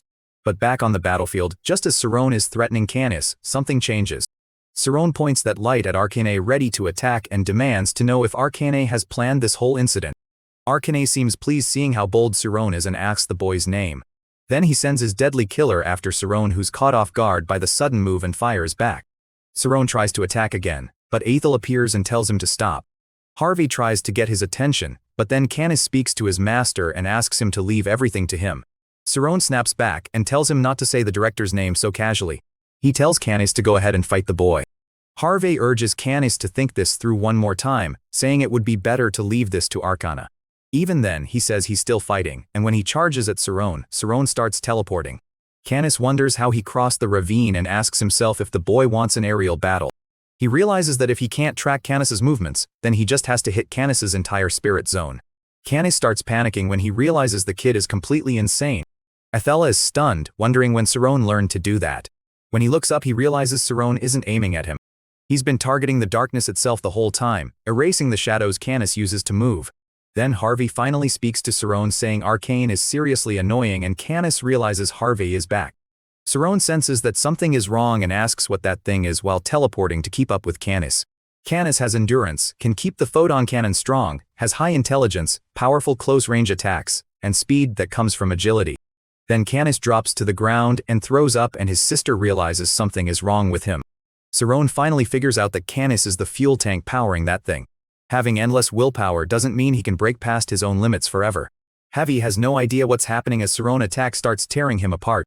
The girl realizes Javi's pain is being passed to Canis, and Javi is already at his limit while Cerrone keeps driving that red laser into him. Canis then remembers the first time he met Javi in the past. Canis asked if he didn't want Canis, but Kaleda said that wasn't what he meant. He brought Canis too, but Canis refuses, saying Aaron is too kind. Canis is shocked that Javi is trying to do this by himself, and he remembers when Kali had asked why he wanted power. Canis answered that Aaron is his first and only light, and he has to protect her from this world. Cerrone is the spitting image of Alpheus from 40 years ago. Arcane plans to use the boy for something evil, but Cerrone demands to know what he knows. Arcane answers that he knows everything, because the Alpheus he respected used to be his student. Everyone is stunned, and Athela tells him to explain what happened 40 years ago. People treat him like a genius because he discovered that light has both particles and waves, and they call him the light of the Milch family. He thought Alpheus would just be a troublemaker, but instead he did something even bigger. She congratulates him, and he quickly lifts her up, though he says he has to leave soon because there's a party. She warns him the food will burn, but he doesn't care and says let it burn. When that happens, both the Milch family and the Bastard family will have no choice but to accept them.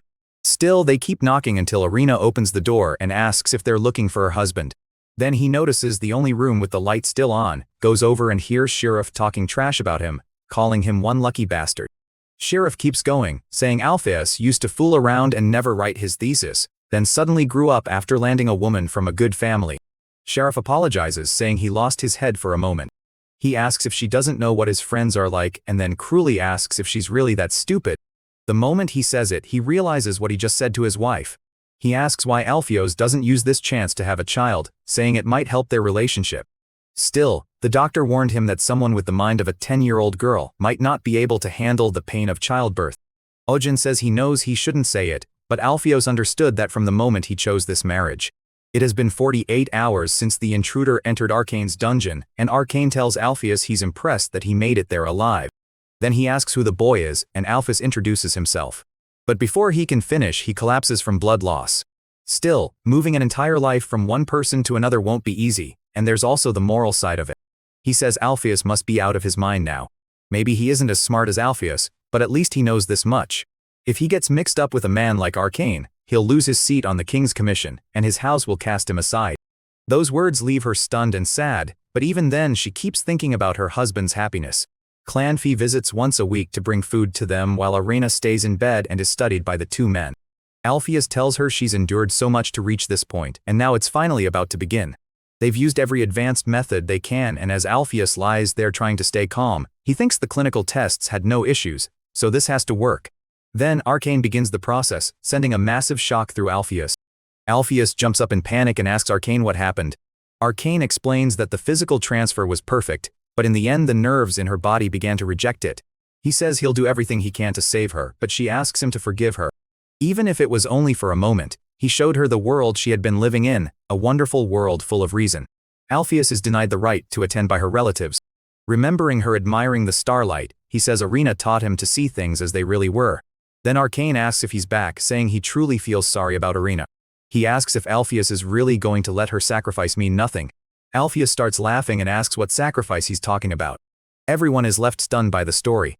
He understands that Alpheus was truly heartbroken, but those were not the actions of a mage. Cerrone says he understands Arcane's side as someone who was betrayed. He fires a beam that slices Cerrone's cheek, but Cerrone still asks if someone that powerful really spent 40 years trapped in the past.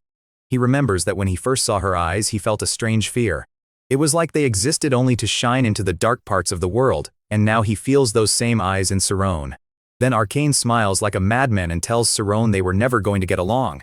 Another Cerrone appears above them, This time made of dark magic, but the siblings are still there, about to be crushed. A beam of light cuts through the sky, but Saron wasn't the one who fired it. Then he says it was nice to remember the past, to remember Arena and the photo of her. Saron runs up to him and Alphys asks if the boy's willpower has fully recovered. Since Arcane erases the memories of using magic, his willpower comes back for a while. Nate realizes Arcane was the one who exposed the director's past, and they understand it was all planned. He says that creature only exploded far away because it disobeyed Arcane's orders because Harvest was like him. That makes Alphys remember what happened when he burned the lab, because back then he told Arcane that all that research was part of a plan. Then he shows proof in his hand and asks if Arcane was planning to conquer the world just like before.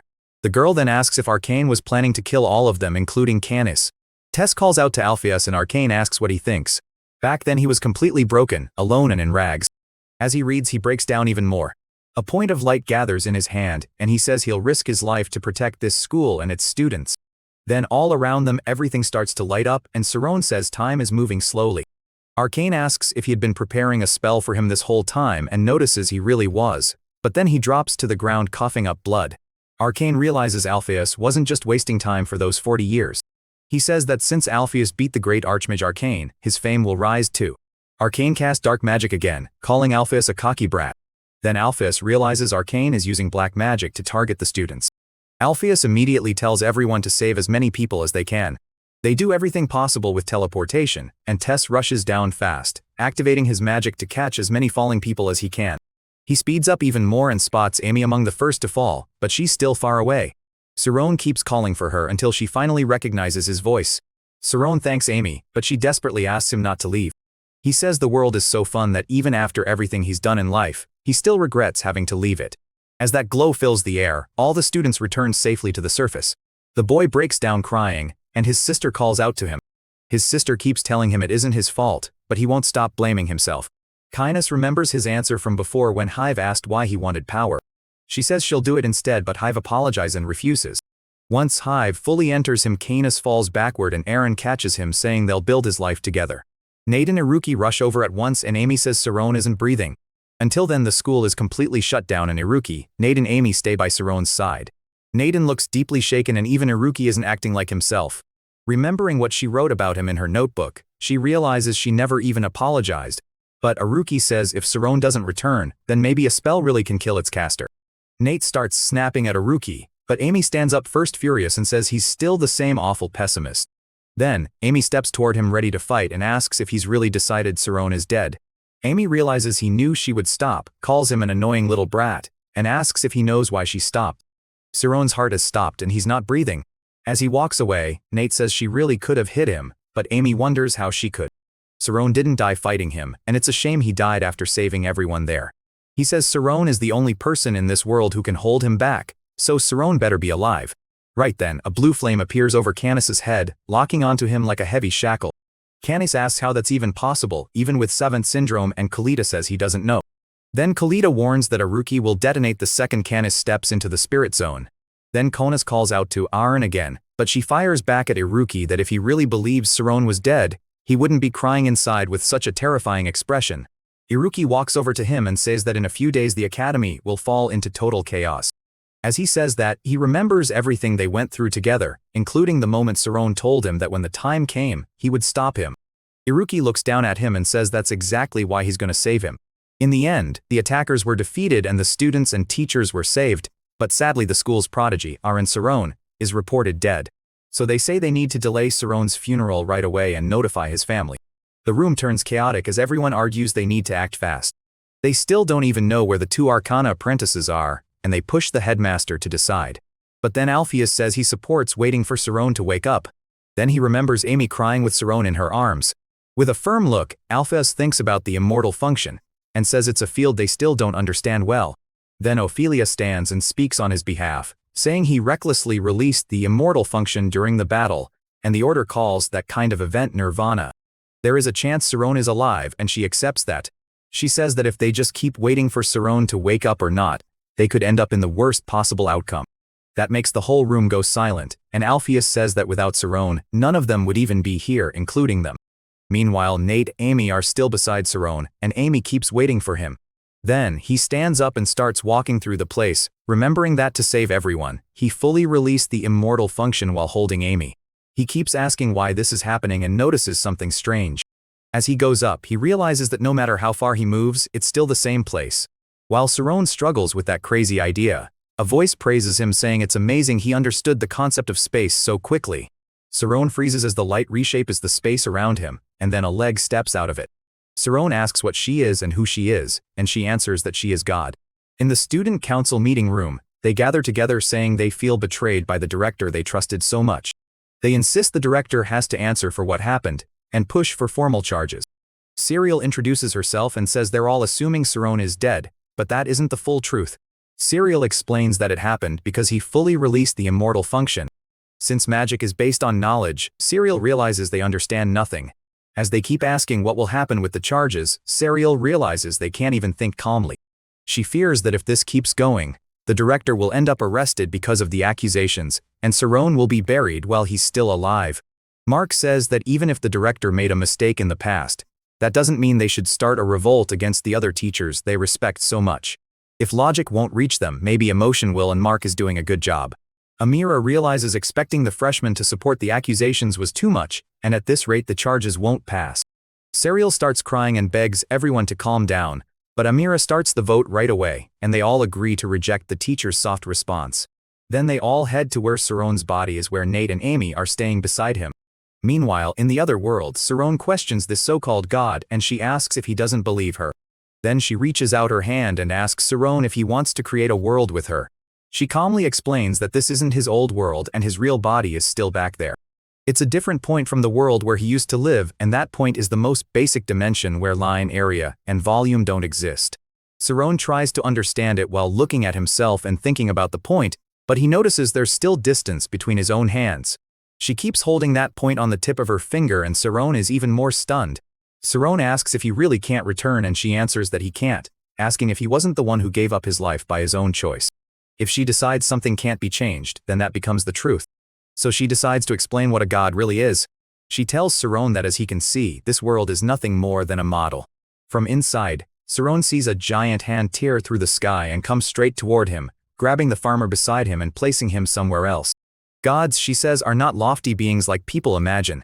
Saron keeps following her as she explains that they're simply creators who can make things in a lower dimension, where others live. Then Saron sees those tiny lights rise out, and she explains that the immortal function expands a person's senses across the entire world. Saron grows even more shaken by all of this, and she asks if he understands now. Saron says he can't do that, but she asks why not. But if he enters that space-time, he'll have to sacrifice someone else just like himself. But Saron says he won't be destroyed.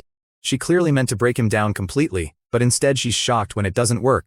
Now he finally realizes she's just a mage, and he actually starts aiming his magic at the so-called goddess. Saron starts to think it through and knows he probably can't win, because she's also reached a level where she could be called a god. But she said Saron's real body still exists in another world, which means he can go back. Then she reveals that it might fail, and he may only end up dying again. He asks if she's really going to let him return, but she tells him to promise one thing. If he fails to return to his original world, he has to come back and do what she asked. Then she says if he can't overcome that, he'll become a being that can only return by that path. He realizes it's the same, and that this is the same blank space as before, except now everything is dark. Back then, Armin told Saron this was stoppage magic and explained that it's a higher level spell, where a time mage surpasses speed itself. Saron remembers seeing a globe with a protective layer around it like a capsule. So, Saron thinks it over and finally understands what she meant, activating the immortal function once again. Then he realizes he did it, turning to dust and returning inside his body. It has now been 8 days since Saron died, and Serial tells everyone to look outside. Amira replies that they never meant to push things this far, but it's already been 8 days since Saron died. Sienna says Saron is in a coma, but Amira snaps back that only counts if his heart is still beating. Sienna apologizes for misleading everyone, saying this was the best choice the teachers could make, and they're taking responsibility for it. Meanwhile, the kid who's been stirring everyone up notices that Amira is about to ruin his protest. Let them see Saron's condition, and they'll decide after seeing him with their own eyes. Then Mark asks if they aren't going too far, saying another student's life is at stake. Unexpectedly, Nade is the one who steps forward when the situation demands courage. He's using plasma magic, and Nade clearly isn't playing around. Nade still stands firm, saying Saron isn't dead, and he'll kill every bastard who tries to lay a hand on him. At the same time, Saron keeps thinking he's returning to his body, returning to his friends. Saron notices that strange voice in his head and gets shaken, stopping as he asks himself what that thing is. But Saron yells at those voices to shut up. She wonders why he refuses to accept his friend's death, and tries to reason with him. Yuruki starts walking toward him saying he can't believe Nate picked a fight with all these people. Meanwhile, Sarona is still lying there like Sleeping Beauty, and Alpheus finally gives in saying that's what it looks like. Alpheus knows that too, but he still refuses to agree with her. She asks if they're serious, warning that they're only one step away from a fight to the death. She tells him to explain how he can prove Sarona is alive. Even he doesn't get what's going on, but Amira starts to understand something. She says they're all insane, that they really plan to confirm Saron's condition with their own eyes. Adrias tells her to try if she can, but Iruki cuts in and says he's late. Nadi is shocked, and Iruki explains that he took a biopsy from Saron and sent samples to the royal capital. She wonders if Iriwai thinks this changes anything, just because he used his family's name to contact the royal capital. The letter says the samples they sent were found to be in a coma-like state. It also says that even 24 hours after the subject's death, the collected samples showed no change in their organic traits, and the data is listed below. Third, when the heart never truly stopped, but from the outside it looks like it did. Amira cuts him off, saying that third case makes no sense. As for Aryan Saron, who is lying in a coma in the Alpheus Academy infirmary, they cannot declare him dead. Amira realizes that in the end it means the student council was wrong. And now the kingdom's top magic authority is saying the school board's ruling was right. Once Saron's situation is settled, he's ready to take full responsibility for everything. Later, after everyone leaves, the boy who tried to turn everyone against the director walks over to him and says his appearance ruined everything. Nate turns red and asks why Hiroki never told him any of this. Hiroki tells him he acted so tough that nobody probably even remembers him. Amy starts crying as she thanks Hiroki from the bottom of her heart, and he gets totally thrown off. Then all three of them chase after him, yelling that they saved Sarona. But even if he stopped him from being declared dead, that doesn't mean a miracle will really happen. Saron snaps back that it isn't true, but the voices call him a bastard. The woodcutter and his wife were only his adoptive family. As his sense of self shatters under all those contradictions, he finds the last piece still left inside him, his origin. He realizes that only after losing everything could he finally see that all of this was part of him. He understands that he has to accept it all, and then he enters what looks like a sapphire, heading straight for its center. Then the goddess appears again and says he's really determined to leave this place. Saron thanks her for giving him the chance to return, and says he truly means it. But she reminds him there won't be a second time. As she opens the window to let in some air, then Saron really opens his eyes. Amy says she'd be so happy if he woke up. But when she looks at him, she notices his eyes are open, and she freezes in disbelief. Sienna points out that he was still under slowdown magic, and when Nate asks if he's alive, Amy smashes him for even saying that. Amy looks at him and starts crying. Saron still doesn't understand what's happening, so he apologizes and says for him going to another dimension and crossing the event horizon felt like only half a day, but while he was there a lot happened here. Then Nate and Haruki jump on him because Saron is alive. She sees the ridiculous sight of all four of them sprawled on the floor. Then she runs to Saron, hugs him and thanks him for coming back to them. While everyone is caught up in the moment, Saron's arm, which was around Athela, suddenly drops limp and everyone panics. He wonders if he's ever felt this thankful before, and the feelings he thought he had lost are finally back. He thinks the same again, then says it's his turn now. As he starts leaving the room, Saron goes after him, which catches him off guard. That clearly surprises Alpheus, and Saron tells him that in that place something unbelievable happened. Then Alpheus brings up Adrias de Miro, now known as Miro of Space-Time. It sounds so insane that even Saron and the others are left stunned. Saron says yes, that's what the Magic Society calls people who unlocked the immortal function. Saron starts remembering all the powers the god has used and wonders if every one of them is actually real magic. He explains that Miro was the first president of the Supernatural Psychic Science Research Group. Haruki asks why she didn't just take a break, but she says taking a break doesn't mean all her competition will do the same. That makes him remember how Saron talks to Amy. He had asked the headmaster one more thing about Miro. That's when he starts to understand what's going on, and Alpheus confirms it. It wouldn't just put Saron in danger but the whole world. As long as he doesn't activate the immortal function, Miro won't be able to watch him, and she also won't leave the space she created herself. Then he starts teasing Amy with little hearts and Chiron goes quiet. He also thinks about the terrible truth hidden in Istus. So he keeps turning it over in his head, and Amy notices from the corner of her eye that something is bothering him. Canis notices that even while Alpheus is under investigation, they still speak to him with respect. Alpheus tells them not to be nervous and says he only wants to clear up a few things. If that had been a fair fight, someone like Alpheus wouldn't have been able to even scratch his master. He says Canis can rise far above that because the two of them learned from the same master. When he finally faces them, he introduces himself as Sakari from the 3rd Investigation Department and confirms that they are Canis and Eren. She whispers to Canis that she can't read this man at all, and Canis wonders what she saw that scared her that badly. Magic use is blocked inside the association, but innate traits can't be shut off. He replies that in any case he'd appreciate it if they didn't cause any trouble. Canis asks what he means, and it says they won't be causing any trouble. Canis can't believe his master left something behind for him. For example, the two of them may have been brainwashed by him since childhood, and Canis refuses to accept that. If a kid is saved from death, that savior becomes their god. Sakari says they would be treated as innocent, more or less. But if that's not the case, Canis realizes he won't be able to take the inheritance because that would mean admitting he was Arcane's disciple. Canis starts thinking that even in the end, this place is no different from Leiden. As Sakari stands and says he'll give him time to think, Canis says he'll sign. Canis asks what happens now, but Sakari says he can leave because now he's free. Canis says he may be weaker right now, but one day Sakari will definitely bow his head to him. Canis is left frustrated, and Eren tells him he made the right choice. Meanwhile, in the 3rd inspection team, someone tells the inspector that Arcane's death made the cleanup work easier. Alpheus was still part of an illegal experiment, and in the Academy attack, he might be a victim, but he also might have been one of the people in charge. As he leaves, Sakari starts thinking about the spot where he got hit back then. He mutters that just as he thought, he really should have brought a gift that day, a late present for winning the Golden Circle Award. He figures they must be happy, but Sarone says the opposite. After finishing their research presentation so they could graduate together, they promised they'd all make it to Class 4 next semester. But right after that promise, Arcania attacked the Academy. They all agree, and Sarone admits that idea sounds really tempting. Sarone asks what happened and whether they have business at the Academy.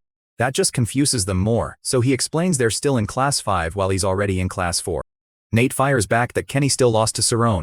He can't believe he lost to idiots like them, and that makes all three furious. Iruki asks why he'd go that far, but Sarone says it doesn't matter. That makes time easier to control, helps them stop feeling like it's slipping away, and keeps their focus high. His second method is forming a study group, and luckily each of them is good at something. He already taught Iruki how to use the particles properly, and this answer is a total mess. That's when he realizes the problem isn't laziness. Sarone adds one last rule: ignore everything else the Academy values and focus only on passing. They say he got way stronger after hanging around Sarone and Iruki, and with skill like this he should rank high for sure. Then someone points out that Iruki hasn't even been showing up to class much lately. Then Canis arrives and says that score is nothing to brag about. Canis asks if this is their heartbeat control training and says he used to do this, until he got sick of it. Sarone steps up and everyone asks him to break the record again. Then they realize he reached 120 beats in just 10 seconds. Canis answers that only someone at that level could be his rival, then tells her to leave. At first he thought he lost only because of Sarone's natural gifts, but now he realizes he was wrong. But the second he realized it was Canis, everyone got nervous and Canis told him to spit it out. Canis thinks that if those three beat him, they should have been at the top of their class, but their grades are only a little above average. Thinking about their strange magic, overwhelming light, and insane toughness, Kenneth decides he can learn even more if he gets close to them, especially Sarone. He swears that next time he won't lose. Iruki is almost losing his mind over literature, verbs, and expressive intent. They say they'll always be thankful for being saved, and that'd be great if they could take classes together. The pressure keeps getting heavier and Sarone says he's doomed if he fails. Nate and Sarone both wonder what's wrong with Iruki today, and Nate even guesses he ate something weird for breakfast. By that afternoon, Iruki is still muttering random stuff and Sarone realizes he memorized every question from the exam. But Iruki says crying won't help now, so they should finish this first. His average is 82 and he got at least 80 in every subject. Then they look at Sarone, but Sarone already looks half dead and Nate asks what happened, telling him to say his score. Sarone is a commoner and he still reached the 80-point line in just one semester. Sarone remembers choosing C, but the fraction in the earlier problem leaves him uncertain about whether the answer was B or C. But Sarone asks about the last question on the math test and wants to know the answer. She thinks for a moment and says that if she remembers right, the answer was B. Still confused, she watches them carry Sarone back to class and thinks those boys are way too energetic. Meanwhile, Sarone is nearly dying for nothing. Ryan says he just doesn't want any extra stress on top of the exam, then asks why she changed seats. Ryan thinks about that humiliation because he really is 30th out of 30 students. Back then, Ryan joined the Skyrim Swordsman Academy as the top student in his group. More than 300 gathered every semester, but aside from the 30 accepted applicants, most failed to survive the 1-month approval period and were cut. At that time, one senior had another kid pinned down while barking at him to crawl faster and asking if that was really all he had. While everyone laughs at the freshman, 2 girls watch from the side and one of them is Tess. But then, right in the middle of his taunting, Ryan stomps him and sends him flying. Tess asks if she knows his name since he must be strong, but the girl says no. She explains that Richard had been collecting money from the group 2 students, because it was supposedly his birthday, and Ryan was the only one who refused. Then Ryan says they're taking this outside. He points out that nobody is standing with Ryan and asks what he plans to do now. Then Ryan asks if he only fights when he has the advantage, and that instantly sets Figure off again. Then Reen finally blocks and throws himself at Figure, tackling him with everything he has. Reen can't even use Shama, yet Figure still can't put him away cleanly. Figure starts beating him senseless, and now the others finally yell for him to stop and rush in to interfere. Humiliating someone after they already lost a duel is cruel, and it might leave a scar Reen never gets over. Everyone else just asks what his deal is and whether he's trying to act cool. After enough time passes, even this humiliation won't matter to him, but then he turns it back on the idiots laughing at him. They came to this academy wanting to become knights, yet when it was time to act, they ran without even fighting. He tells them not to let this end here, and if they want to be proud someday, then they need to fight now. Figueira finally notices something has gone very wrong and asks why everyone is looking at him like that. She calls out to Ryan and introduces herself as Yuzin Tess, saying they're fighting together. Ryan is confused and points out that his hands are still tied. He tells them to come on, and everyone rushes him shouting that knowing Shama isn't everything. That's why he brought them to a spot outside the instructor's radar. Figurine ended up wrecked on the ground, and Ryan Ogan ranked first out of all 300 students. Ryan says he got past that a long time ago. Ryan says it doesn't matter, but she pushes him to answer because she's genuinely worried. Yujin asks what that person does, and Ryan says he is his friend. In her mind, there has to be some reason Ryan would swear himself to someone with no fame and no clear future. More specifically, they'll be judged on how they shift their center of gravity. Then, the bald guy tries saying the navel again, and the instructor snaps that idiot number 1 already said that.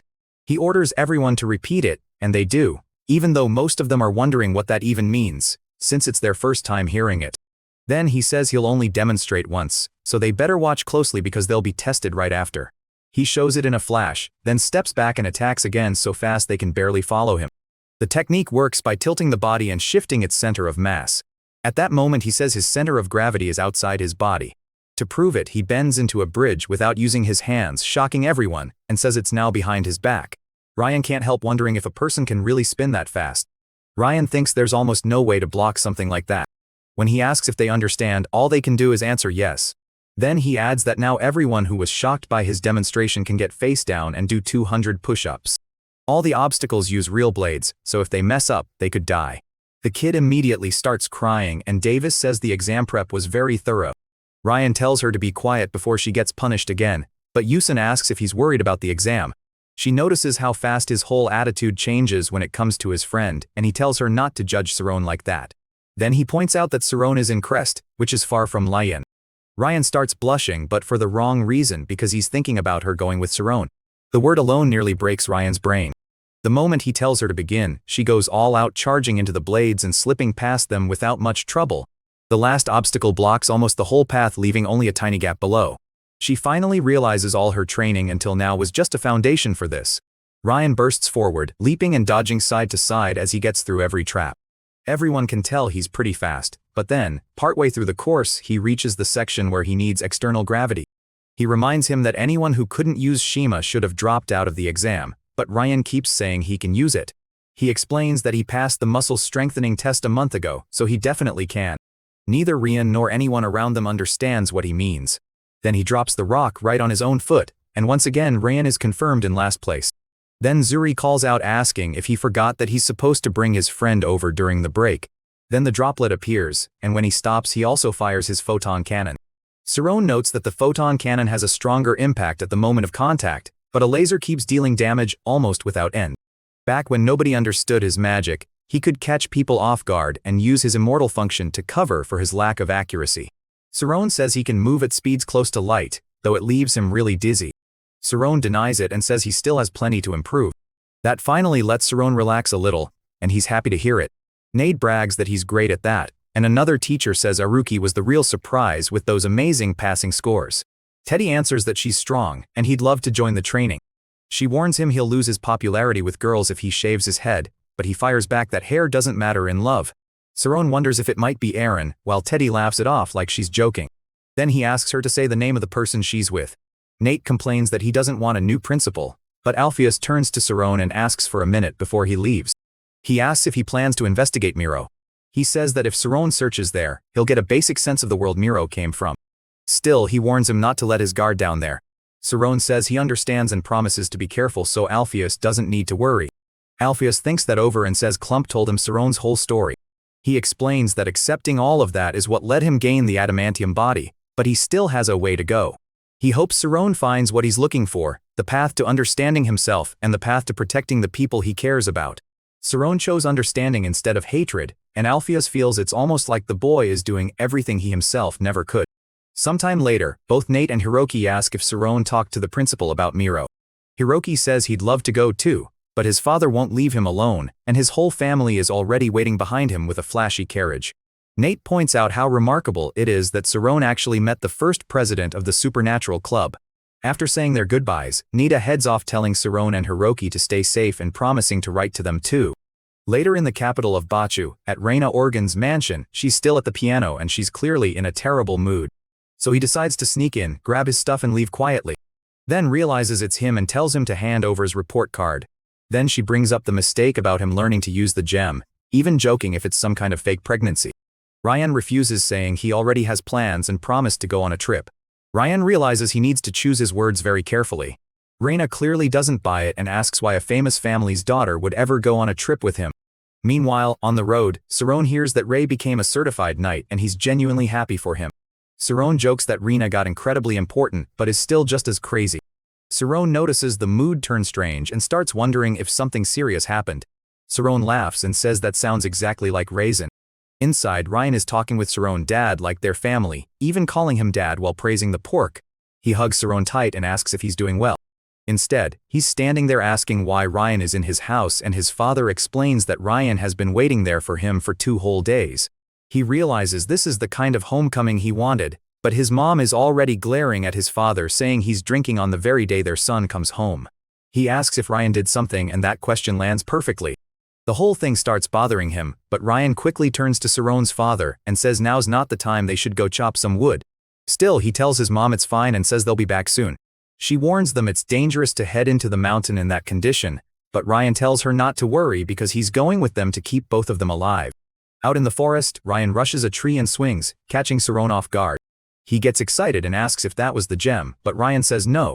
Saron is stunned and asks if Ryan learned Sword Massacre. His dad explains that he first asked Ryan how he managed to use Thunder Attack, and after hearing everything, he decided to teach him. Then he asks if Saron still thinks he can win. Saron releases a light burst into the tree, and the others have no idea what just happened.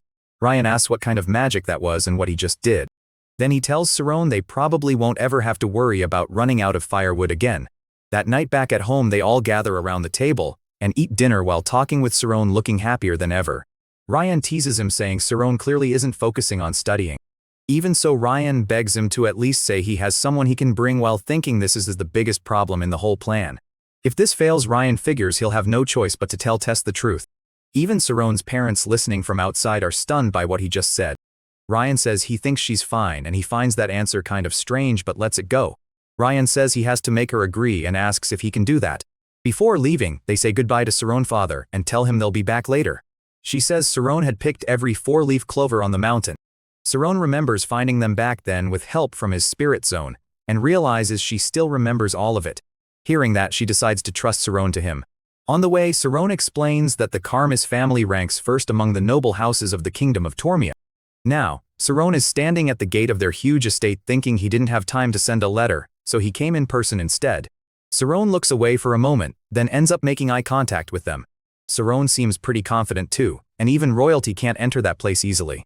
Something about Saron feels strange to him, not normal at all. The older man is surprised he returned so fast and assumes he'll need a good excuse in case Saron gets upset. Saron introduces himself in return and feels relieved that Amy is home.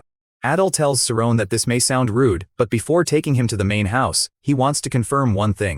Saron asks what that means and Adol says he only wants to verify Saron's identity to make sure he really is who he claims to be. Saron isn't sure what to make of that, though he has to admit it does sound exactly like something Amy would say. He also says he has the authority and power to do it, and the way he says it is far from friendly. Adol is using pressure on him with his mana, forcing him downward and nearly suffocating Saron. That makes Adol wonder if the boy is still holding on, and he realizes there may be more to Saron than he thought. Saying he didn't want to use full force. Saron is sweating and struggling to breathe, yet he doesn't break. With that, he decides he's seen enough to know this really is Saron. Adele explains that this is the first time Amy has ever brought a friend home, so he wanted to see the boy for himself. Even so, Adele adds that what waits inside may go beyond Saron's expectations, and that only makes him more anxious. Adele explains that every member of the family has a space of their own to decorate however they like, and Saron starts to understand this household better. He notices the fountain seems built around on light bends and reflects, saying it really does feel like something Amy would make. Even when the academy was attacked, the patriarch only made sure Amy was safe, and then trusted the academy's judgment. As a result, Amy picked up a strong habit of wandering off on her own, and he knows very well how dangerous that can be. Then Idol calls out to the patriarch, saying Miss Amy's friend has arrived, and someone suddenly runs in with an excited scream that nearly makes him jump out of his skin. Saron looks at him and notices a huge ring on his hand. Saron immediately tries to deny it, terrified, saying he's not her boyfriend. It feels like they're burning his face into their memory, but he still introduces himself as calmly as he can, saying his name is Saron while nearly shaking. Then one of them suddenly sits beside him excitedly, calling him handsome and asking if he studies at the same academy as Amy. Saron is stunned by the way they look at him. Saron realizes they were messing with him the whole time, and their faces make that pretty obvious. Amy keeps drinking her tea, clearly annoyed, and before long they crowd around Saron again. Dion asks how he won her over while another starts guessing that Amy must have fallen for him as a real man.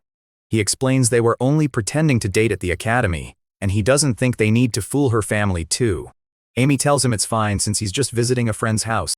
Saron gets awkward and says he actually has a favor to ask. Saron adds that Ryan said he'd be bringing someone too. She starts thinking about that outing and gets sweaty and nervous, wondering why he would invite her to something like this. So he turns to Amy and plainly says she's the only one he could ask. Saron just freezes, too stunned to react after getting blasted in the face with tea. She starts wondering why he had that look on his face when he rushed straight toward her, back when he saved her. Saron asks if she remembers what he told her that day, and she's not sure. Once Amy finally understands what he was trying to say, she explains that the Kurgo ruins are outside the kingdom of Tormia and fall under the Galleon Islands government. Amy then starts thinking, maybe the real reason he chose her is because, even if they didn't get along at first, everything they've been through helped them understand each other. Amy stands up and thinks it over. In the end, she agrees to go with him, and Saron lights up. Amy says she'll join him on the trip to the Galleon Islands. Ryan explains that after hiding out at Saron's house for a while, he called Tess as soon as he finished the shield. But in his head, Ryan knows she has no clue where her father is or what he's really doing. Then tells Ryan it's unusual to see him dating such a proper young lady. He sees the certificate showing Ryan passed the muscle enchantment test. Ryan knows that once people find out it was all a mistake, the paper won't mean anything. His father doesn't quite get why, and Ryan reminds him it's about the thing he promised. By then Ryan is already standing in front of the great sword. Looking at it, he thinks this is his grandfather's giant straight blade, the sword he's wanted to hold since he was a child. Then he remembers Saron saying a few days earlier that after they took a short break, he planned to investigate the Kurgo ruins alone. There's no way he's letting Saron enter that place alone. While he's fired up, the butler informs the patriarch that young Master Saron has arrived. Bishop says he knew the boy was talented, but this is still amazing. Then Bishop says that if Ryan finally unlocked his Shima, and both boys can build ties with important families, he can't hide how happy he is as a father. Ryan startles, and Bishop tells him to use it for travel expenses. The servant starts to leave, still uneasy, since he can only keep this hidden for 10 minutes at most. Ryan still wants to leave right away, while Tess admits this is nothing like what she expected. Since Saron is Ryan's master, she thought he'd be some wild brute. Saron tells her no, he's just a commoner. He says this is making him uncomfortable, but Tess cuts him off and smacks herself on the head, calling herself an idiot. Furious, he charges out ready to smash Ryan and tear the whole place apart. While Bishop explodes in rage, Saron asks what he means by last place. On top of that, he still hasn't even used flame yet. She grabs his arm, pulls him to the side, then takes Amy's hand and uses teleportation. Ryan watches in awe, wondering if this is how the world looks when everything bends and twists at insane speed. Even while they flee that fast, Thad tells Amy to look back.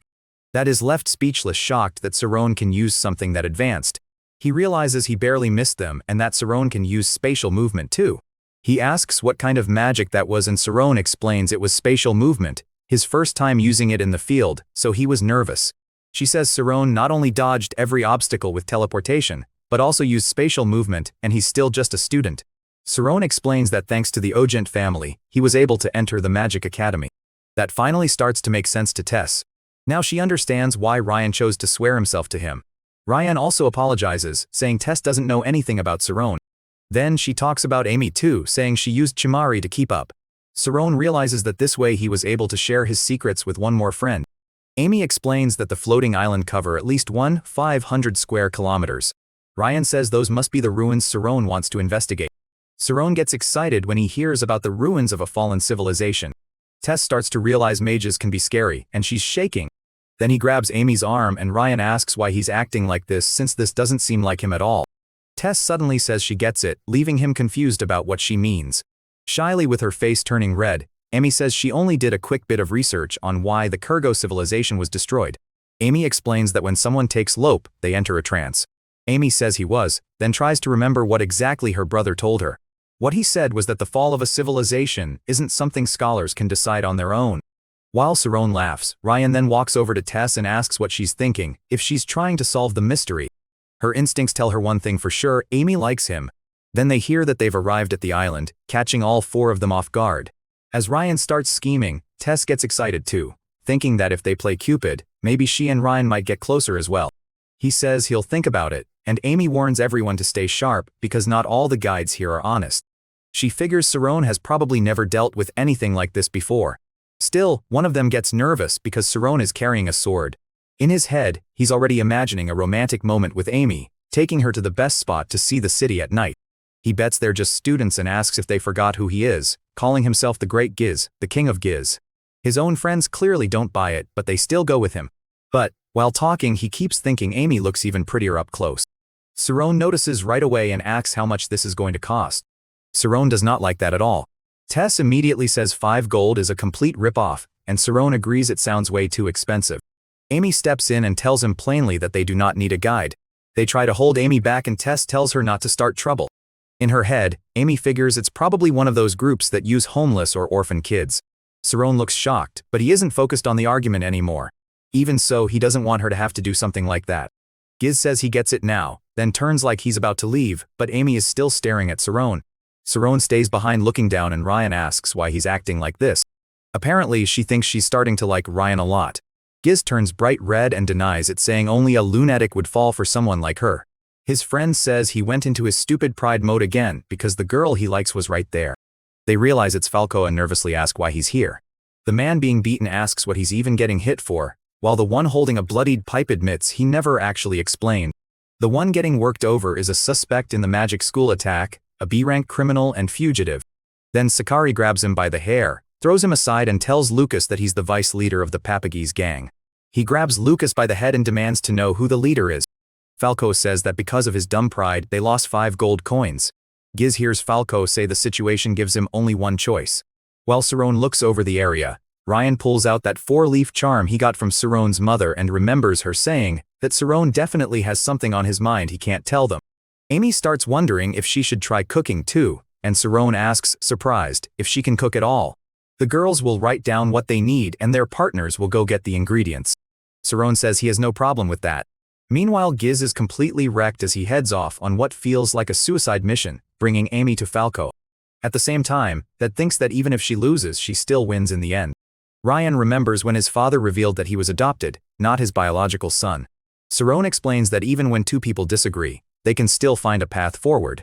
Saron is left behind with an awkward smile, realizing Ryan has already planned everything out. This is definitely not some lover's quarrel, but after repeating almost the same things Saron said about disagreements, she ends up sounding just like him. Zenona adds that if it happened to her, she would have gotten mad right away and argued with Ryan on the spot. After thinking it over, Amy says Saron can be vague sometimes and really hard to understand. He saved everyone, And Amy says that when an unsealer fully unlocks that immortal function, it's like making a pact with the world to go beyond it. Then she asks Tess if she has a lot of friends at the Institute, and Tess says more or less, wondering why. Amy explains that every group contains close friends, distant classmates, and people who quietly talk behind one another's backs. Meanwhile, Saron is buying supplies at the market when he notices the next item on the list is something he'll have to hunt himself. Saron then notices people in the square chewing illegal herbs. Saron quietly takes in the city around him, including a gambling house nearby. That says that sounds like the perspective of an adult, and Amy agrees but says there's also a third way. She says that with that perspective, Saron probably sees every living being in the world as having equal value. Amy adds that maybe even she is only one point among many, being seen from somewhere far higher. The people around them are clearly bothered, but no one steps in until Saron walks over and tells them to stop. The men ask if he really thinks he can protect her, and he asks what they mean. Then with the mood getting darker, he says Saron looks like some young tourist visiting the island. He suggests Saron go back to whatever he was doing and pretend he never saw any of this. He says Saron probably wants the girl for himself. She committed a wrong worth 50 silver coins, and the man said he wanted money. Back at the house, Tess tells Amy that isn't true. He accuses Saron of just wanting to act noble and look virtuous. The men draw their swords and the crowd that had gathered to watch is suddenly terrified. The girl Saron stepped in to protect just leaves him there to face all four of them alone, and he realizes this is how it always ends.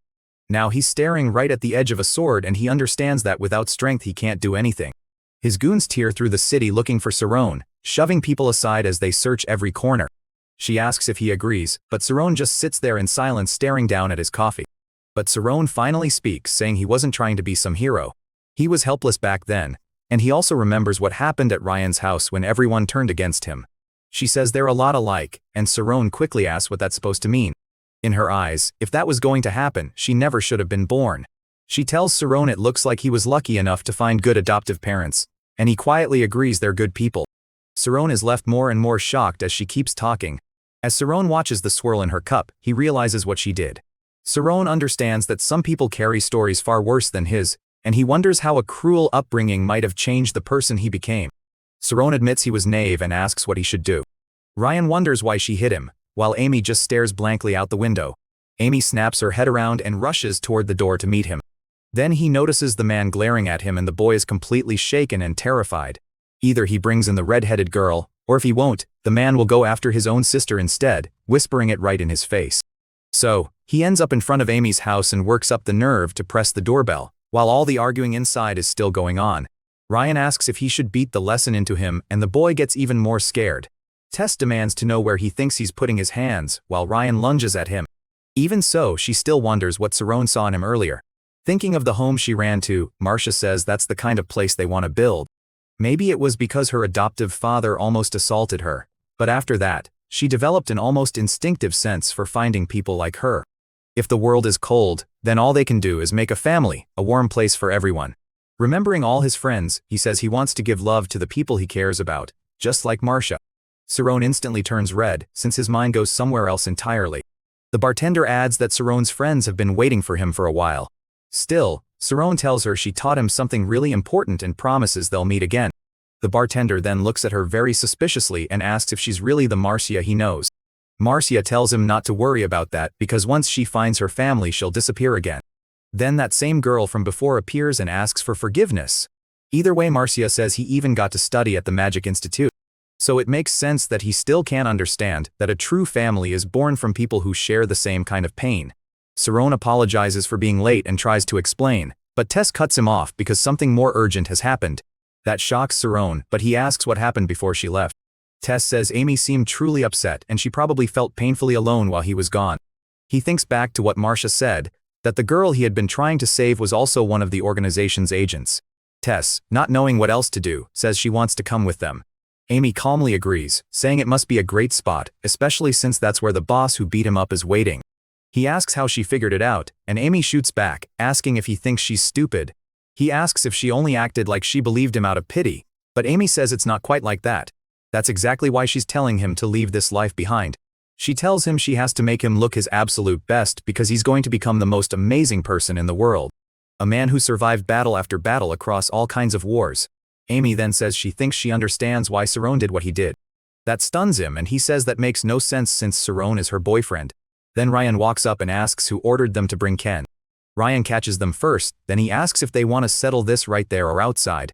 They jump into the carriage and he asks if they're done and where they want to go next. While staring at Amy, he guesses she's a high-ranking noble, at least second class. Amy asks if he really plans to just sit there and do nothing. Falco just watches as Amy swallows it. Outside, the guards suddenly panic and shout for them not to come in, but Ryan, Tess, and Saroun charge straight through. As he leaves Amy behind with Falco, he notices the bartender making her drink and realizes something about it looks wrong. Tess cannot believe Amy was brought somewhere like this, while Saroun admits they still do not know what Falco wants. They warn each other to be careful, since they can't count on help if things go bad. A bunch of rooms are locked, so Ryan starts kicking doors open while looking for Amy. He remembers he has a basic spell he can spread over a huge area, enough to cover the whole mansion, and maybe he can use it to find Amy directly. Then she tells him that instead of judging other people's clothes, he should spend more time training his fingers. Crying out in pain, he swings with his other hand. The punch doesn't even come close to hitting Tess. He claims it's only a matter of time before the others catch them, but Ryan lifts him by the collar and says he doesn't care. The thug looks at Saroun terrified by the look on his face. The thug can tell Saroun is fully ready to kill him, so he quickly says Falco is probably on the first basement level in the temple. Ryan and Tess especially tear through them with brute force. Tess demands to know what they did to her and Falco realizes they came for the girl. Rage and bloodlust start pouring off him, then he calls out to Amy telling her to come back home. His men move toward the three and Saroun can feel right away that these guys are different. Tess warns him to be careful because they're using pressure on all of them. While Falco keeps laughing at Saroun, Saroun can't stop thinking about Amy and Tess tells him to stay calm. As he sinks deeper into that sea, Saroun remembers why he wanted power in the first place, to protect people when they needed him. He understood that after his sister Marcia told him so. At that moment, the other Saroun is shaken, realizing Saroun believes in himself now and others believe in him too. In Saroun's hand, a glowing four-pointed star appears, and he realizes it is light made solid. Even Amy comes back to her senses, and she says she will not hesitate anymore, either. So, she decided to use her crimson eye to copy his consciousness, figuring that if he saw her drinking, he might reveal his real plan. Back in the present, Falco is nearly blasted away with the broken floor and falls flat on his butt, terrified by what Saroun just did. Falco starts yelling at Saroun, demanding to know who he is and what line he belongs to. Falco cannot believe the kid's resolve as he walks toward him, and says Amy matters more to him than the Institute, more than anything else. Ryan starts drawing his sword, saying that is exactly right. Saroun, caught off guard, asks what Saroun group even means. He points at Amy and insists she came there on her own. Tess starts to argue that Amy is in no state to understand, but Saroun cuts in. Saroun realizes that any claim that he disliked her would have been completely false. She warns that if even one paper about this reaches the Institute, she will make sure he never sees another silver coin in his life. As they go, Tess realizes Saroun had already figured out that Amy was not under Lope's effects. Roan notices how excited she looks, and Amy thinks all she needed was to hear that once since she is completely in love. Ryan asks if she is hungry, clearly not getting it at all. The Saroun is left wondering why he would make Amy cry while she bursts out laughing, and tells him he better be careful. As they head out, Ryan breaks the mood by saying they should go eat, because he is starving. Tess says they need to stop somewhere to buy something first. Then he notices something on one of his men and asks if the idiot has no shame, throwing the blame at his own subordinate. The man argues that Saroun used a kind of magic he had never seen before and if it had hit them even once it was over. If they make one wrong move, they could lose everything they built. This time they're at the beach and Ryan, Saroun, Tess, and Amy splash around and enjoy themselves. While they play around, Ryan is especially happy because he finally gets to eat. At the same time he realizes this is what a real vacation feels like. Ryan complains that by the time they reach the ruins, it'll already be lunchtime and Tess says they only did all this for those two. He grumbles back while Saroun quietly thinks he wanted to explore the ruins alone with Amy. Ryan realizes he messed up and quickly says that's not what he meant. Ryan likes Tess, but he's terrible at showing it, and the two of them are just awkward together. Then Amy glances at Saroun and realizes their situation might not be that different. At the Kurgo ruins on Galianta Island, they stop to get entry tickets, and Amy explains that the island government once tried to restore the ruins, but the natives blocked the plan. Then Tess suddenly calls them over and points out a real Kurgo native nearby. Amy says she overheard some tourists earlier, and the original structure was apparently much bigger before most of it was buried in volcanic ash. He tells Amy there's a spirit zone there, and she asks if he used synesthesia to detect it. Amy is shocked and asks if he didn't even sense dirt. Saron asks if something happened, still half in disbelief, while Tess says this can't be right. Amy explains what happened while sending her consciousness deeper into the earth. Amy isn't weak, so he's sure something is definitely down there. Ryan walks over and says that if they've reached the point where they need someone else to keep going, maybe they should give up. Saron realizes dangerous situations can force them to quit, and that's part of this too. Amy agrees that Ryan is right, but asks if it doesn't still feel frustrating. They ask Saron what exactly they came there to do, and Tess thinks that's a great question. Amy says she can try using her spirit sense again to get more information, but he suggests they try talking to the natives instead. When Saron asks her to explain, Ryan reminds Tess that he already suggested digging. She says that while he was focused on the ruins, she was watching something else. Amy praises Tess, saying the Uzini family is known for spying and scouting. Ryan asks if the guys at the next table are talking about them, but Tess tells him to ignore them. Ryan is clearly getting annoyed while the other man says he still doesn't get it. Ryan stares hard at the man talking trash and the guy snaps back asking if he's really going to keep glaring at him. Saron also gives him a confused look and Ryan finally understands what's going on. After that, they leave and the four of them stay calm at their table. Worried, he checks on the Mex group and Saron asks if he knows those men. Ryan admits she's right, he almost lost it. They'll definitely meet again because he already understands what's happening here. As they walk through the forest, Ryan explains that Saron already finished sizing them up. Tess adds that experts like that usually sharpen one sense far beyond normal. Then Amy brings up the woman with them. Saron shows up acting completely casual, like nothing happened, and says they're going to. That only irritates one of them more, and he asks if Saron has a death wish before telling him to get lost. If they start a fight there, they won't be allowed inside. He says they escaped death twice that day, while the bold one still acts tough beside him. Tess brings it up again, shocked that there are still so many more levels below. Amy wonders if this could be the path leading to the underground part of the ruins, and the mech thinks she might be right. Then, while they descend, the hot-headed guy gets annoyed again and asks if they have any idea how much it cost to uncover this place. Mech Thing just smiles and admits they really don't know, still wearing that clueless expression. Then, the hot-headed one says if Saron wants to keep going down, he'll have to pay because surely he's not planning to hitch a free ride. He looks at Amy and she picks up on it.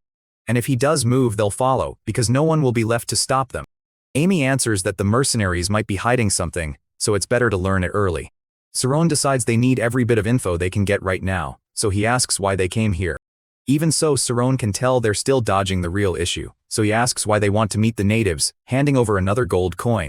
The guy asks if Saron is satisfied now, but Saron notices they're only talking about loop smuggling. The Cargonians treat that root as a sacred item used in rituals. Then he remembers hearing that restoring the ruins might actually help the natives. Saron just apologizes for asking first and gives him another gold coin. Saron remembers it was Amy who gave him the clue. Brian figures that must mean the natives' boss, and Tess adds that person is probably in the autonomous district. Saron says no, they'll just go down and see for themselves. They move forward again and enter another brightly lit chamber. Saron is stunned as he looks up. Saron tells the others to look and the archer asks if he knows what they are. Saron asks what he means by that and insists it's true. The other guy gets annoyed too, asking how far Saron plans to push this. The archer protests at once, saying they aren't with Saron group. But if no one passes, one person must be sacrificed and only one will be permitted to enter. Even Saron starts breaking into a cold sweat over what they've gotten themselves into. Saron starts to respond, but the mage explains that tests of worth or character are normal when two civilizations meet for the first time. Amy rejects their contempt, arguing that calling someone an amateur proves nothing about whether that person is truly weak or useless. Amy says that if that's how it is, then they have nothing to worry about. The archer tells Saron not to butt in, saying he has no intention of translating every little thing. The elder explains that each of them must step onto the altar of judgment and prove their worth through one of the 8 spheres there. If a white light appears instead, that means they passed. He adds that if no one succeeds, they must return the way they came. The elder says there are no restrictions, but Saron needs to remember one rule. Even if he brings a corpse, if he leaves, then everyone must leave together. Getting everyone to agree and move as one is the only way they can leave together. Saron points out that this rule may be far more dangerous than they first thought. The mage tells Saron they should get started since they can't stay here forever. Then the mage comes over to Saron and says they should decide who goes first. Ryan walks forward while Dad tells him to be careful. They keep talking to Ryan, but once he stands in front of the sphere he gets serious. Ryan notices there's no limit on attempts. Watching from a distance, the loud mercenary leader is shocked that the kid can swing such a huge great sword so easily. Ryan charges in thinking about the sword his grandfather left behind or more like the one he kind of stole. Either way, he uses it now, planting his foot so hard the ground cracks. Tess cuts him off, saying that's enough, he can barely stay on his feet. Sirone is relieved nothing worse happened, and Amy figures out that the strike's power is being shown as a number. He tells Ryan to watch and learn, saying he'll break the thing himself. The bald man brags that if an amateur like Ryan got 241, then he should hit 2-0 easily. He rushes the sphere at full speed, spinning, and slams the ball with a heavy hit. He rants like the test is some toy made to fool idiots, then says if it's done with him it can get lost. Ryan gets even more annoyed by the old man running his mouth, and tells him that since he failed, he should shut up and watch. From afar, Ryan can only hope she keeps herself under control. Her attack is so sharp it barely even kicks up dust. Tess shrugs because she has already lost the contest, so the argument no longer matters to her. But Tess is only thinking about how fun that was and how she wants another try. Amy is surprised, realizing he's using a magic projectile, and Zidane is shocked to learn that's what it is. Amy says the one he's holding probably costs around 1 gold coin, and even then it likely contains less than 10 G of magic stone. Sirone is shocked and wonders how anyone could use something that expensive so casually. He takes aim and lands a direct hit, right on the circle. Amy explains that unlike physical fighters, magic users don't have to feed raw power into the sphere itself. The bald guy starts thinking the passing mark must be really high, and everyone wonders what score they actually need. Dad thinks he's finally about to see Amy use magic, while Sirone remembers that her specialty is fire. That makes her a highly accurate mage focused on wide attacks that still hit hard. Even so, among high-level mages it's still rare to find someone who can break past 1-0C. Sirone figures that's why fire homing magic was created. Fire swirls around it, making it glow like a phoenix. Now everyone is asking what this test even wants, and just how high the passing score has to be. Amy stomps her foot and says she wants another turn, this time in sniper mode, but Sirone stops her and tells her to calm down. Amy snaps back that nobody asked and says she's only doing that because she liked her strategy. Amy says she's following the fire strengthening method from the technical books exactly, but also calls it a pretty desperate move to win. Everyone there jumps at the blast, but when they see the result, even she looks stunned. Then she says she gets it now, her fire spread out too much before it hit. The warrior says they're leaving since there's no point staying, but then he looks ahead and notices something odd. The warrior asks what the point is if they're doomed anyway, but Sirone wonders why anyone would quit without even trying.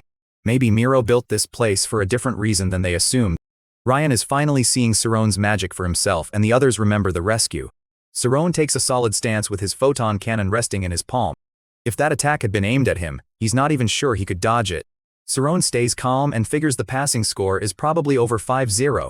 He suggests using the laser instead, and Amy agrees right away. Amy tells Sirone that once he's done they're heading out.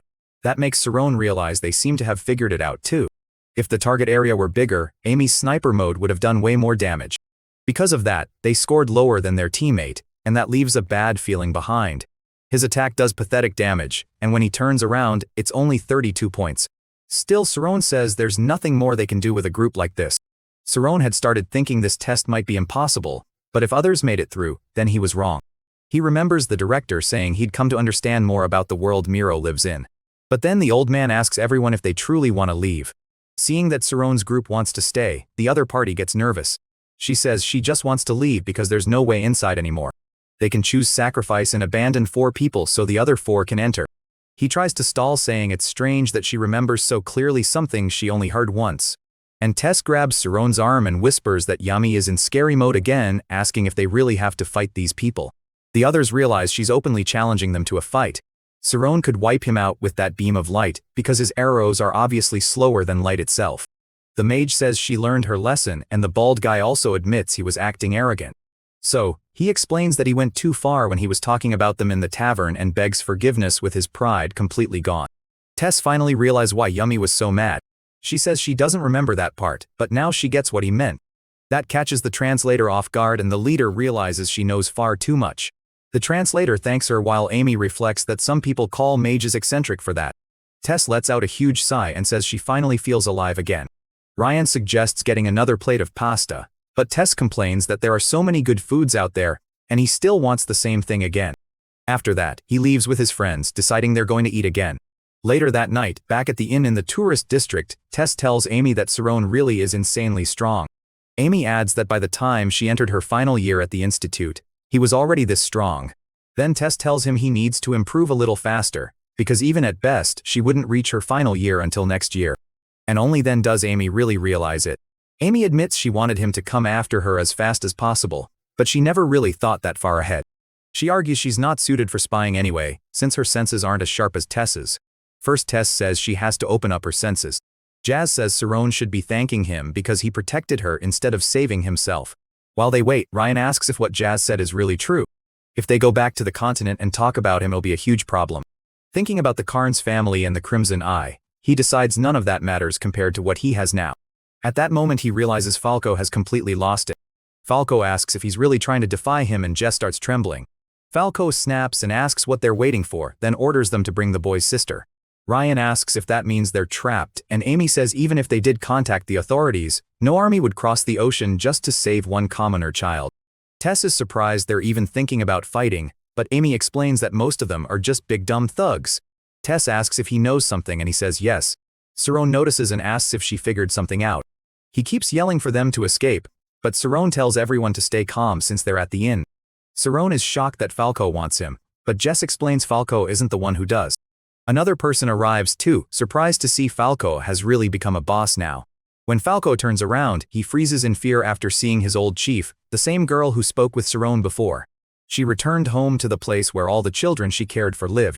Among all those kids she remembers, one of them was Falco, and now he's terrified of seeing Marcia. Ryan moves to protect Tess, and in the middle of the chaos, Jess is nearly hit. Saron watches shards rush toward him, trying to understand the destruction. Beaten and broken, Lucas reveals that the Parrot Gang's boss is Falco. Lucas says yes and offers to tell them everything if they cut his sentence. Then the mark on his back reveals the truth, a huge Filma tattoo tied to the real Parrot Gang. People say they were almost legendary, but their attack was so brutal that it failed in the end. Sakari goes on to say she is an A-rank criminal, claim Marcia. Meanwhile, in another place, she reveals that same tattoo on her back. She remembers the past back when she was still just a child arriving at that orphanage and meeting everyone who lived there while bringing them food. She kept telling the captain to get out and Marcia stays lost in that memory while Falco says he did what she could not. Then he asks why she came, but Marcia walks over, touches his shoulder and asks if he really fooled himself all this time. Marcia says she always felt guilty that she could not give them a better place to grow up, but in the end they were still a band of mercenaries. Then Marcia notices him nearby and asks who he is. They really were searching for Saron and it seems their little brother is too pure for this world. So, Marcia tells Falco that this will be his last mission. Back in the present, they finally find where the boy had gone and they start blowing up Saron's house with the boy still there. He starts wondering if Marcia came there just because of him, and he feels guilty seeing all that destruction. From a distance, Marcia's group simply vanishes. Remembering Marcia, Falco, and the look on that girl's face, he understands they are all too real. Elsewhere on the island, the locals see the house completely destroyed and wonder what could have happened in just one night. The worst part is that Marcia was the one leading that legendary group, and now she is getting ready for another fight. But Tess explains that the Imperial Army arrived at exactly the right moment to stop the worst from happening.